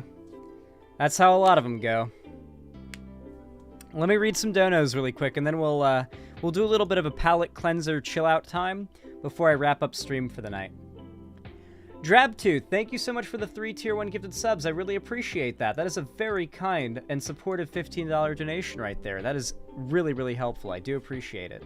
And I'm sure Summerstar, Ellen Degenerate, and Buzz also appreciate it too. Thank you, thank you. This is also these two for the homies. Thank you so freaking much. I appreciate that a lot. Drabtooth, thank you for the tier 4 sub. That is extremely kind of you, since it's been crazy to see you grow into a really cool person and better streamer over the last couple years, especially on trans rights. It's really beautiful. Quails, thank you so much, Drabtooth. I'm really happy to know you've been around and you've seen me grow and you've liked it. I'm actually curious, how much was that exactly, a 1 or a 3-monther? Because I don't want to undercredit you.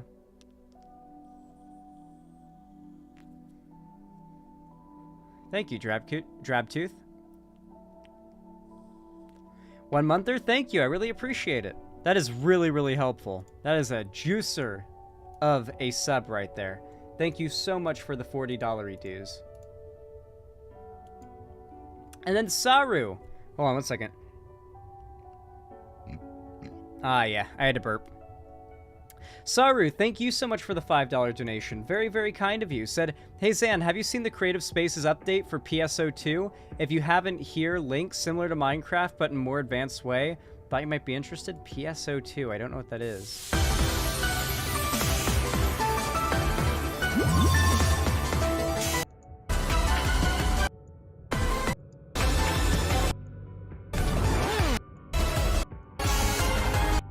Yeah, same for me, dog.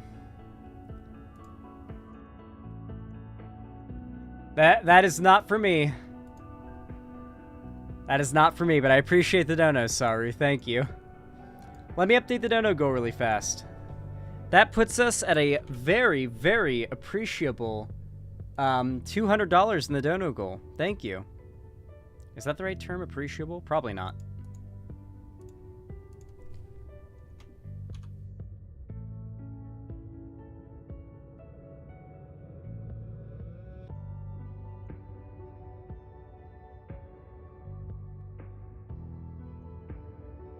Nice. Pug, thank you so much for the support today. You guys have been so awesome. And by the way, if you're watching right now and you want to support the stream through a means that is not financial because you don't have the money for it or you don't want to donate, you can totally do so just by hitting the like button. Every single like does go a long way. I really do mean it. Every single individual like goes a really long way. So I really do appreciate it. Let me see. You know what? I know what I should show you guys. You know what we should watch? As a final wrap-up to the stream, I am going to raid into another streamer before I end stream, so know that. But I want to give a final announcement that leads into a video. That is going to be about the thing we're going to be covering, okay? So, we're not going to watch the whole video, but certainly the opening of the video we're going to watch a bit of, because it is pretty good, and it may get your interest piqued. I am starting a classic vanilla World of Warcraft guild. The guild's name is Trance Rights. We have already made the Discord server and started amassing people. Some are other content creators, many of them are friends of mine and fans. And I am inviting you guys to reach out to Ellen Degenerate and Balthazar in my Discord server via DMs and DM them a paragraph asking to join the Trance Rights Guild, ask for an invite, explain whether or not you've played WoW before, and give whatever background with it that you have, if any, and then just in short words explain why you want to join the guild, because you think it'll be fun to play WoW with me, because you've always wanted to play WoW, whatever reason it may be. Just a little short paragraph introducing yourself as like a sort of submission to get in, right? So yeah, basically, for those of you guys who don't really have any interest in classic WoW, which we'll be playing, I want to show you guys the opening of this video. It's called World of Warcraft Pandora's Box by Mad Season. And I think it might pique some of your interests in WoW, if it wasn't already there. Oh, don't worry if you're not, like, experienced or bad at gaming. Tons of people that are joining us are very new, and some of them don't even have any gaming experience. So if you're, like, completely new and you're, like, intimidated because you don't have experience and you're worried about getting left behind, do not worry. We're going to be very supportive, and we're, like, this is all about, like, everybody getting to have fun and getting to be a part of it. And WoW is a very, very laid-back, it can be a very casual, laid-back game if you want it to be. And it can be very hardcore and like, high-octane if you choose for it to be. So yeah, just let's watch the video, or at least the opening of the video. It's too long for us to watch on stream. Yeah, WoW's older than a lot of the viewers here. Not a lot of, but some of the viewers here. Actually, very few of the viewers here. Most of my viewers are actually college age. And a lot of MILFs, funnily enough. In Inception, the question is, does the international addiction to an internet game represent a danger? Maybe, but there is also no indication that anything can slow the explosive growth of the intoxicating game called World of Warcraft.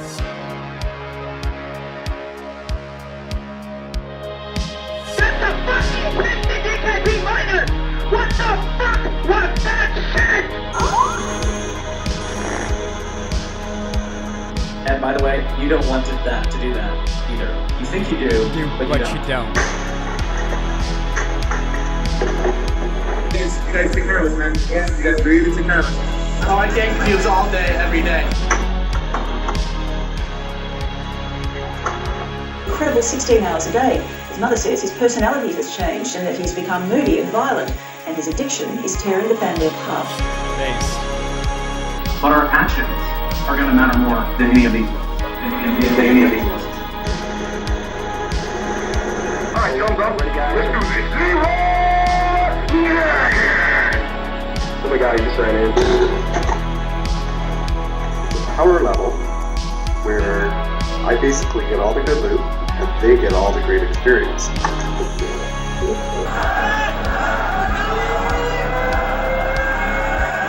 God, back when World of Warcraft, like, you had to buy your copy of WoW as a physical copy back in the day. For multiple expansions, if you wanted to be there to play WoW on the day it released, you had to go to a GameStop or a mall or something and hope you could get your physical DVD you could put into your disc tray so it could install the game. And then you would put in your, or you'd have a code later on, but usually it was a DVD, a boot DVD. Back in the day. Because people had DVD trays back then.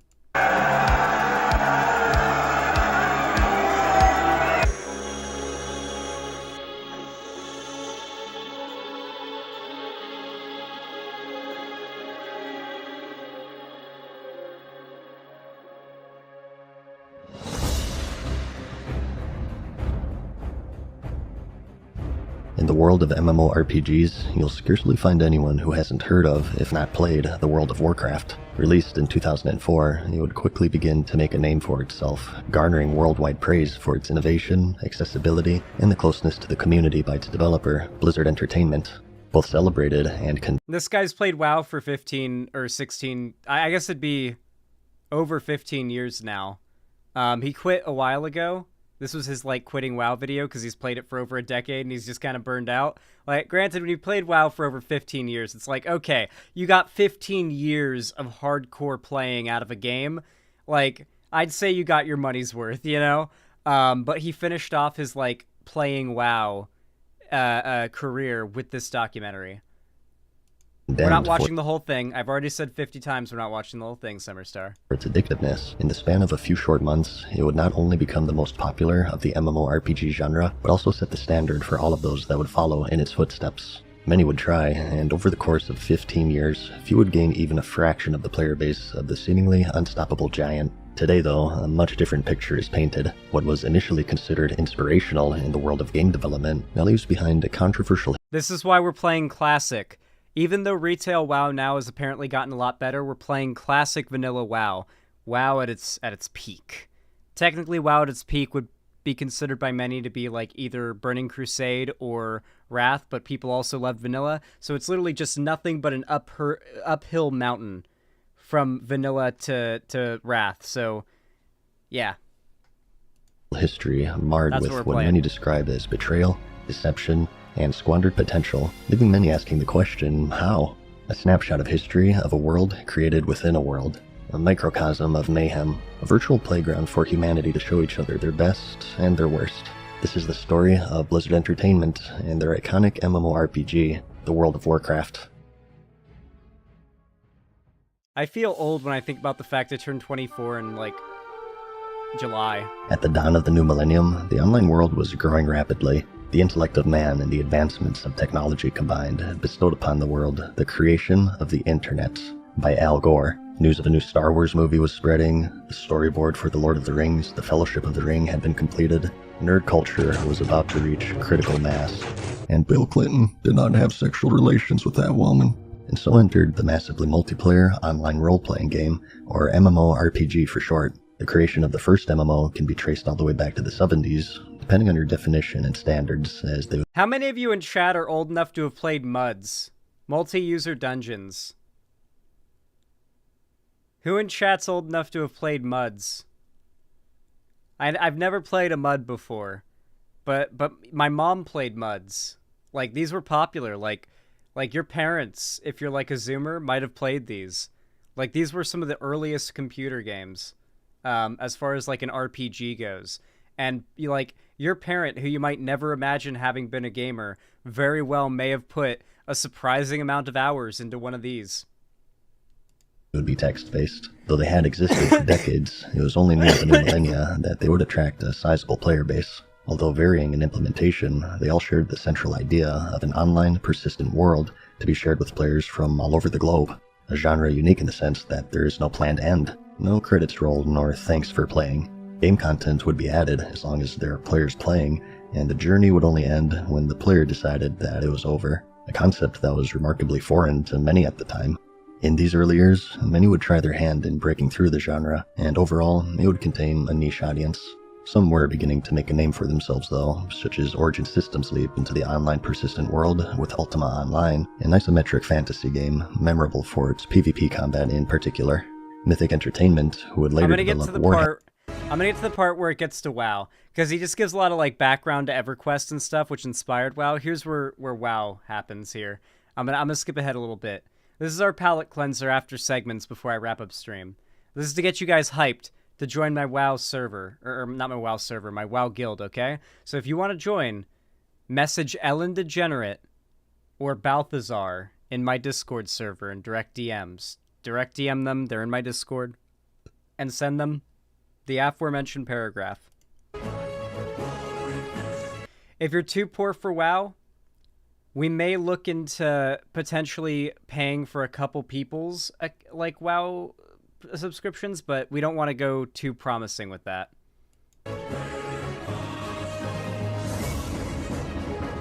Because it's just $15. It's just $15 to play Classic WoW, by the way. If you're worried about the price and you thought it's like more, it's only $15 to play WoW Classic. We'll only be doing the $15 version, so yeah. It's a pretty good deal. They made it clear this was not the sequel to the popular RTS series at the time, but rather something completely different. Players would transition from controlling pre-made heroes and progressing through a campaign to creating their own heroes and making their own stories. The game would be I've heard so much about WoW, but I am finally glimpsing this hidden world so many have sunk their lives into. Drabtooth, I would love to have you join the guild. I really want more of you to join the guild. As a matter of fact, I'm going to check the Discord right now. Let me check the guild Discord right now and see if we're having any new members join. Oh yeah, we are. Today at 9 p.m. 9 p.m. 9 p.m. Okay. Okay, we had a few new people. Or no, we had one new person join. Never mind, it was just one new person at 9. Okay. So far we have a total of 1, 2, 3, 4, 5, 6, 7, 8, 9, 10, 11, 12, 13, 14, 15, 16, 17, 18, 19, and then 20 people including me. I want to have at least 50 to 60 before we start our characters. Like, at least 40. Like, we at least need to double the amount. So, if you're someone who thinks, like, oh, I'm not going to get in because there's going to be too many people, don't think that. I am openly welcoming you to come play games with us, because it's going to be, like, the kind of vibe we're going to be doing, by the way, is going to be, like, hanging out in Discord call, grinding WoW, like, leveling, listening to YouTube videos, oftentimes, talking, and just vibing out and getting stoned and playing WoW. I'll be getting stoned.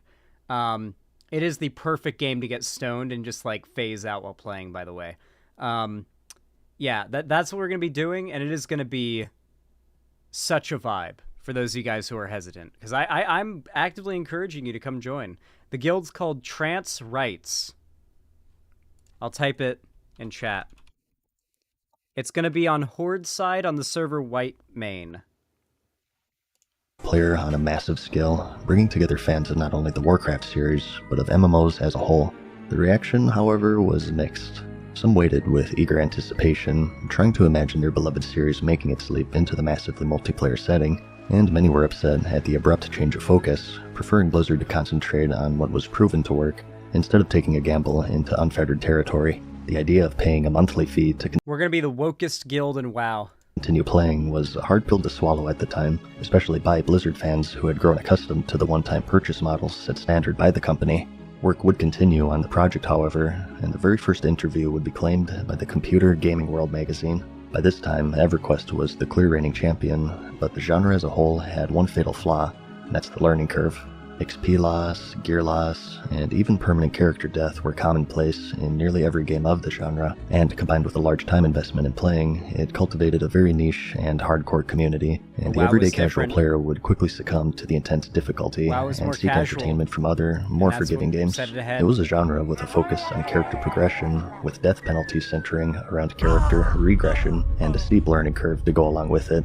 However, this transitionary period would prove to be a key moment where players for the first time would leave single-player games that looked like this into this online sprawling world. They were incomparable to each other, and although it's funny to think now, it was an intimidating thing. The time investment was, and still is, incredibly high. You had to have a computer, you had to have a good enough graphics card to run it, you had to have internet, and you had to pay a subscription. The amount of hurdles standing between the... Dude, guys... A few years ago, when I was living with my uncle, I offered to use, because I upgraded my PC to the one that I made my PC I use now, that I've just kind of been sort of a ship of Theseusing with improvements over the years. I had like pretty good hardware left over though, after like getting the new PC though. Like not really good, but like you could run some games with it. And my uncle had his old desktop PC he would play WoW and Diablo 2 on, and like Age of Empires and like all that shit on, just tucked away dusty in the back corner of his room. Like hadn't been touched or turned on in a decade. And I was like, hey, mind if I like take that apart, clean it, and upgrade it for you, install Windows 10, and get like you all set up and like get you like a Steam account and all that? And I open this thing up. He says yes. And I open this thing up, and it had a graphics card that looked just like this in it, only the pattern on the plate was not like a mermaid like this one is. It was like a mech. It was like some anime fighting mech. It was such a, like I saw it and it just it felt like it was from another era, you know? It felt weird to hold. It really felt like it was from another era, and this graphics card reminds me of that. But yeah, I upgraded his graphics card. I ended up replacing his graphics card that was something like this with a MSI Radeon R7 260X. Certainly an upgrade from something like this. And I forget what the CPU I gave him was, but, you know, it could run games. It could run WoW, you know, on some lower settings for sure. But yeah, I gave him some upgrades. Average person and the game were already high, and combined with the unforgiving gameplay of the landmark titles representing the genre, it was just too much for the average person. But it was this person, this untapped market of new and casual players that Blizzard would set their sights on. World of Warcraft took a completely different style of approach. During a time when XP loss was the bare minimum penalty for dying, World of Warcraft made you simply run back to your corpse. One of the great things here is that when you die, and death is an inevitability in all these games, it's really not that big of a deal. All other online RPGs make death a really bad thing because dying should be bad, right? Well, in World of Warcraft, pretty much all that happens is you sit out for a bit. You respawn back at a graveyard and you run and get your corpse and you respawn. You don't lose experience points, you don't lose your items or any of that stuff. When hitting the max level took years in other games, World of Warcraft it took months for most players. And when systems were complicated and confusing, requiring external literature to understand, World of Warcraft systems were relatively straightforward, and when character stat and template choices were often permanent, World of Warcraft featured costly but reversible methods of character progression and customization. In other games, you had areas designed for large groups of high-level players, referred to as raids, but they were commonly out in the open world, which resulted in having to compete against one another for kill credit. Due to this, there was a greater sense of urgency to complete the raid in its entirety in one sitting before any other guild had the chance to catch up and bring unwanted competition. Marathon sessions of guilds setting up 24-hour shifts was a common strategy to maintain dominion of these raids, in many cases to the detriment of the health of the players. This Final Fantasy XI boss was engaged for 18 hours until players were forced to quit after they began to faint and vomit. Though this boss in particular was nerfed shortly after the incident, this was the state of the endgame for most MMOs in these early stages. However, World of Warcraft had been one of the first MMOs to standardize instanced raids, where players and guilds could create their own unique raid instances, resetting on a weekly basis. And as for the raid bosses themselves, although today seen as archaic and simplistic, at the time they were quite advanced. In a genre where raid bosses boiled down to having a unique name with a higher health pool and increased damage, World of Warcraft would add unique, and often at the time, complex mechanics that required teamwork and thought to overcome, which in turn would become one of the game's major selling points. The worlds had NPCs, but were commonly static, whereas the world of Azeroth felt more alive with dynamic NPCs going about their daily lives. Simply put, what it didn't invent, it improved. MMOs were in a constant state of almost theirs, and World of Warcraft was the first one to bridge that gap and bring it into a more mainstream audience, and it reaped the rewards because of that. The game would continue development throughout the years, with teasers being released in the form of magazine interviews and trailers, keeping the curious onlooker abreast on its direction. And after a long alpha and beta testing period, the moment of truth came on November 23rd, 2004. Here it is. Yeah. Hold on, do you want to see what all of the WoW servers on launch were ran on? The original WoW servers. Do you want to see what the original WoW servers looked like? It's been framed and signed and is now like a thing that's been made into like a museum piece of sorts.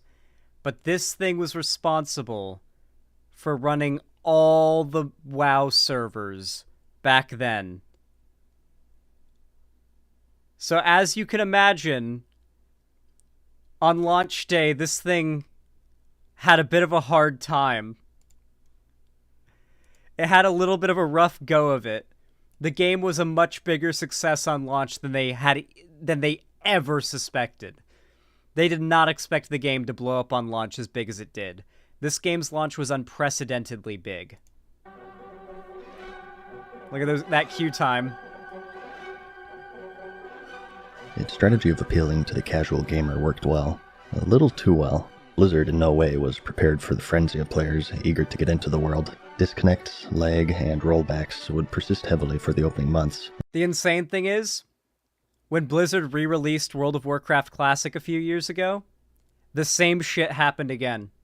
So many people hoarded back to the game to play Classic again, because Classic's so fucking good, that the same shit happened again. The servers were down. There were literally... I was in a queue that was 200,000 people. I was 235,267th in queue on one server.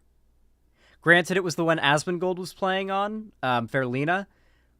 But can you imagine 100,000 people waiting in line before you to get into a video game server? A video game server, which, by the way, I'm pretty sure WoW servers can fit up to 10,000 players per server. So that gives you an idea of, like, how many people are on the server just alone, not even counting how many people were waiting in queue to get in. Back then, it would have been far less, but nowadays, I think it's like up to 10,000 people can fit on one server. It's crazy. And still consistently through the next couple of years. Forums daily would be filled with outrage, demands for a refund, and even threats of lawsuits. Yeah, make your character on a Horde White main if you want to get started, like, getting yourself some resources for leveling your main character, but we're all going to start level 1 characters all at once to level together. So make sure you're not, like, making your main you plan to play with us now, because you'll be a higher level when we start, which is going to kind of make it so you can't be a part of the gang, you know? So make sure if you do make a character, that's like your ult you plan to play in your own time. Or to help you, like, get resources for your main. Because, like, you might want some, like, gold or some resources like cloth or, like, copper or stuff like that. That's understandable. Miraculous thing about it, though, is that it didn't even seem to slow its growth. The launch today is looked at as disastrous, and yet still, people came back again and again. How can a game that's playable maybe 50% of the time hold such a demand? Well, it's because it was that good. Years of development had paid off, as World of Warcraft quickly became a hit, almost immediately dwarfing all competition at the time and robbing them. Ellen Degenerate in chat, who is one of the people to DM if you want to join the guild, says that, pro tip, mages are the best gold makers in Classic WoW. Mages, especially once you hit level 60, are one of the best classes in WoW. That is true. It is insane how you can clear entire dungeons with a couple of mages doing AoE farming. And if we have a few mages that are willing to AoE farm, we would definitely have a pretty good flow of money for our guild.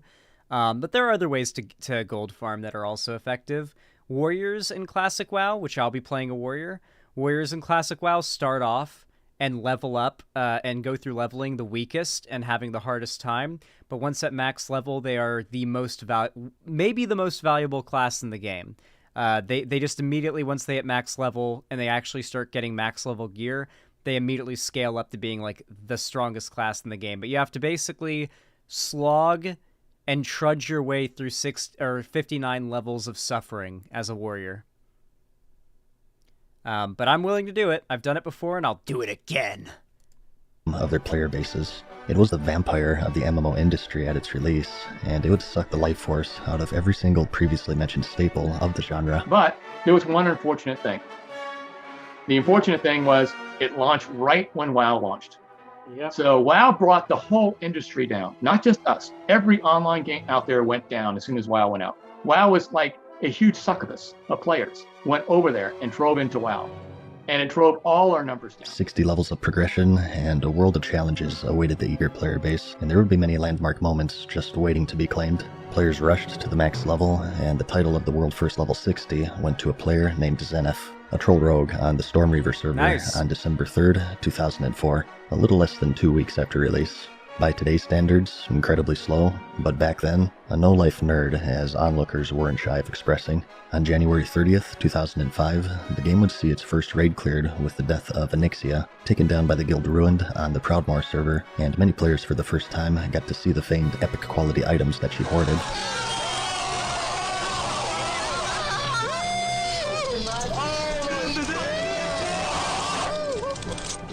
Blizzard would spend the following years perfecting their craft as their subscriber base increased. This is like, even if you know nothing about WoW, just getting to see such a well-made documentary about like an internet community, like around a time so long ago, like this is a legitimate internet documentary. Like this is really good. Like this is valuable to exist for humanity, I feel. I know this may sound like I'm talking it up, but I feel like videos like this, like the internet is going to get really dense with content. It is going to get to the extent that human memory and people's hard drives is going to be where a lot of stuff is stored, and a lot of stuff is going to become lost media.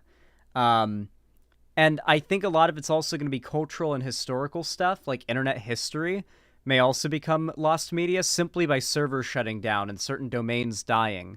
It's a scary thought. And videos like this, well-made documentaries that condense entire eras of history like this, I think they're valuable. I think they're actually valuable. Now there are university courses on video game history already. That's true, but I think as far as like the culture, like your average like lay person not forgetting this kind of stuff and always being like, I'm talking 100 years from now, this video is going to exist. And like in 100 years, kids are going to be able to go and like learn about what it was like when World of Warcraft, the like big first MMO released. I think videos like this have a lot of value that aren't even like able to be recognized yet. Increased, so too did their budget, and more servers would quickly be added to support the booming player base. New patches would not only release new raid tiers, but also systems, items, and much more. And in May of the same year, the subscriber base would see its biggest surge for the next decade.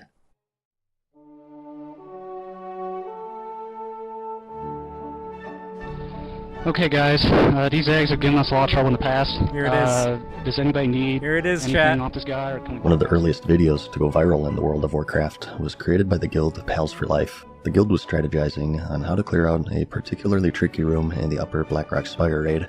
I think it's a pretty good plan. We should be able to pull it off this time. What do you think, Abdul? Can you give me a number crunch real quick? Yeah, give me a sec. I'm coming up with 32.33, repeating of course, percentage This is gonna be us, of survival.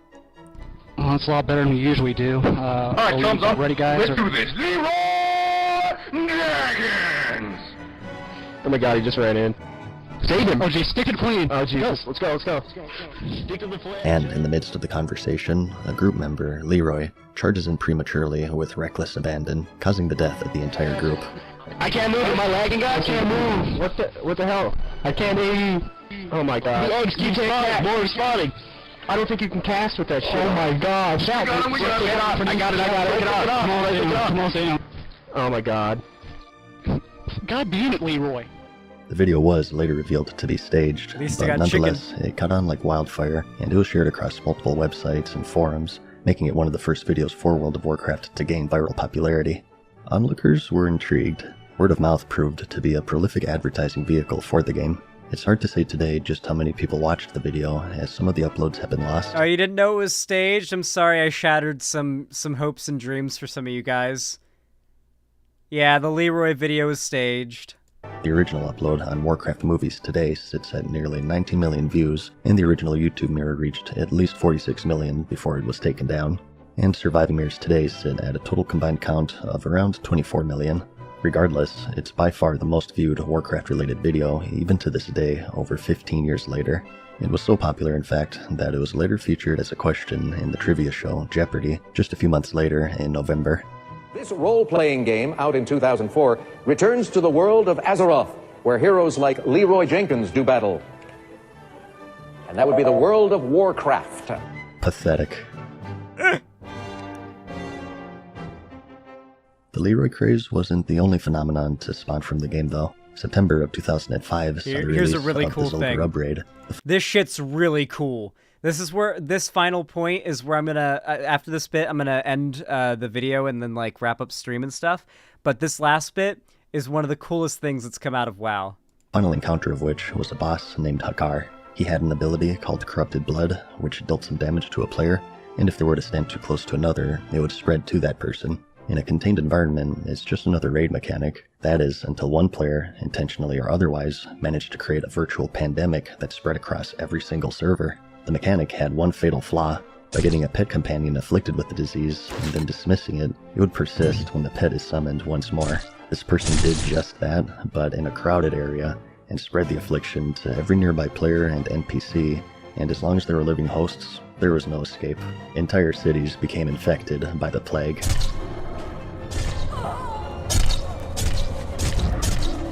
Word quickly spread, and other players intentionally started spreading the disease. Ironforge, Stormwind, Orgrimmar, every major capital city was a death hub and was uninhabitable by lower-level players. The spread would continue to go on for days until Blizzard eventually hotfixed the disease, but the resulting chaos remains to this day to be one of the most memorable moments in the game's history, and has even been used in real-world research of the spread and reaction of contagious diseases. I think that's a good place to wrap it up. Actually, there's one more bit. There's one more bit that I may want to show you guys.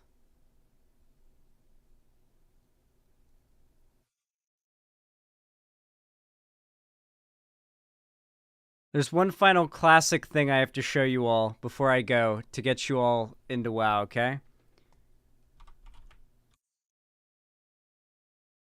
When we raid, when we raid, it is most likely going to go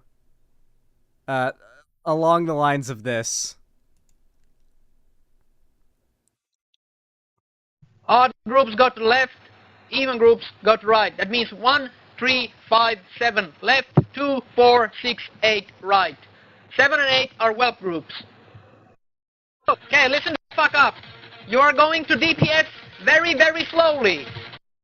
Now, and by slowly I mean fucking slow.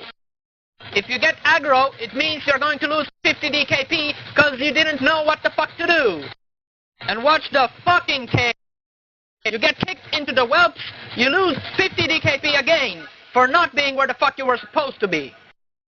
There is no aggro reset. You only need... There's some shit about an aggro reset when people don't know how to manage their aggro. After 2 Sunders, you can basically start doing damage to it, assuming you know how aggro works and you don't over-aggro. Okay, nuke it, dot it, help the whelp groups. When it's in phase 2, nuke it as hard as possible.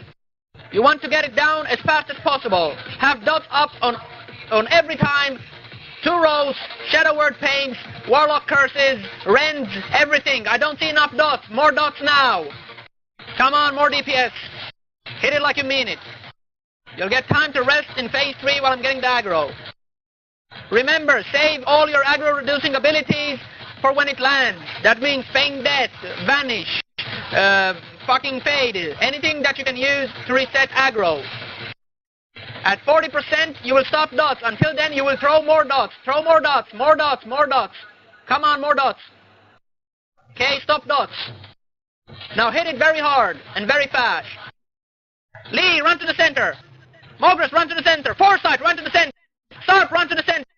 Isis, run to the center. Whatever the fuck you do, do not stand next to other people. Mogris, center. Just heal me. Lee, do not...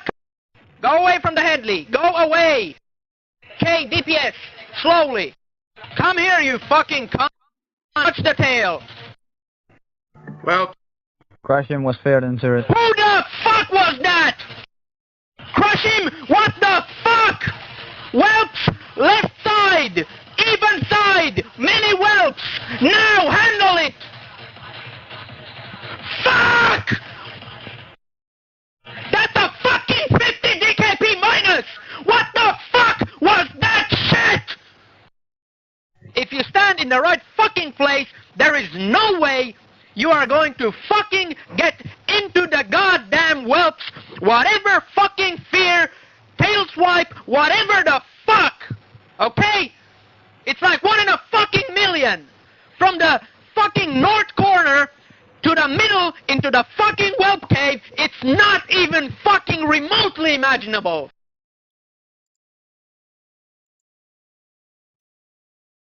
That's gonna be me as a raid leader, guys. Get ready. I'm kidding, though. We're gonna have a really fun time. It'll be laid back and chill. I'll be stoned as fuck. I hope you guys get stoned as fuck, too. And yeah, it's gonna be awesome. I really hope that you guys all come along and end up joining the guild. I'm curious to see if we got any new people joining. We got a new person who joined. Yo! Yes, please send those messages to Balthazar and Ellen Degenerate. They are officers. Or actually, they're not officers. That's the Discord for the guild. They are administrators, and... Well, Balth's an administrator, and then Ellen Degenerate is a World of Warcraft officer in my Discord. I'll give Ellen Degenerate that role too. There we go. So yeah, basically, message them and get into the server so that you can play well with us. I'm too anxious, uwu. Get over it, Comrade Zola. You're playing well with me. I don't care how fucking nervous you are. Thank you so much for playing that piece of my high school memories. Absolutely no problem. It was my pleasure. All right, everybody.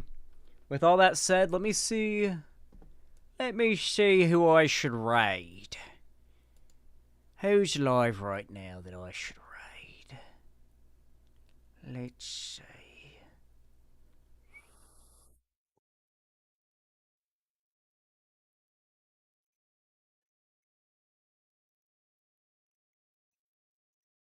Let's raid Aiko. ChatGPT bot that power. I'm pretty certain that I already have Aiko in my auto host, so I should just be able to press a button, I'm pretty sure. All right then, everybody. I really appreciate you all coming out today. You've been amazing and fantastic and awesomely supportive. I love all of you very, very much. Go send some love to Aiko's stream. Go say Zan raid and all that good stuff. And yeah, with all that said, I'll see you all next time. Thank you all so much for watching, and have a good one.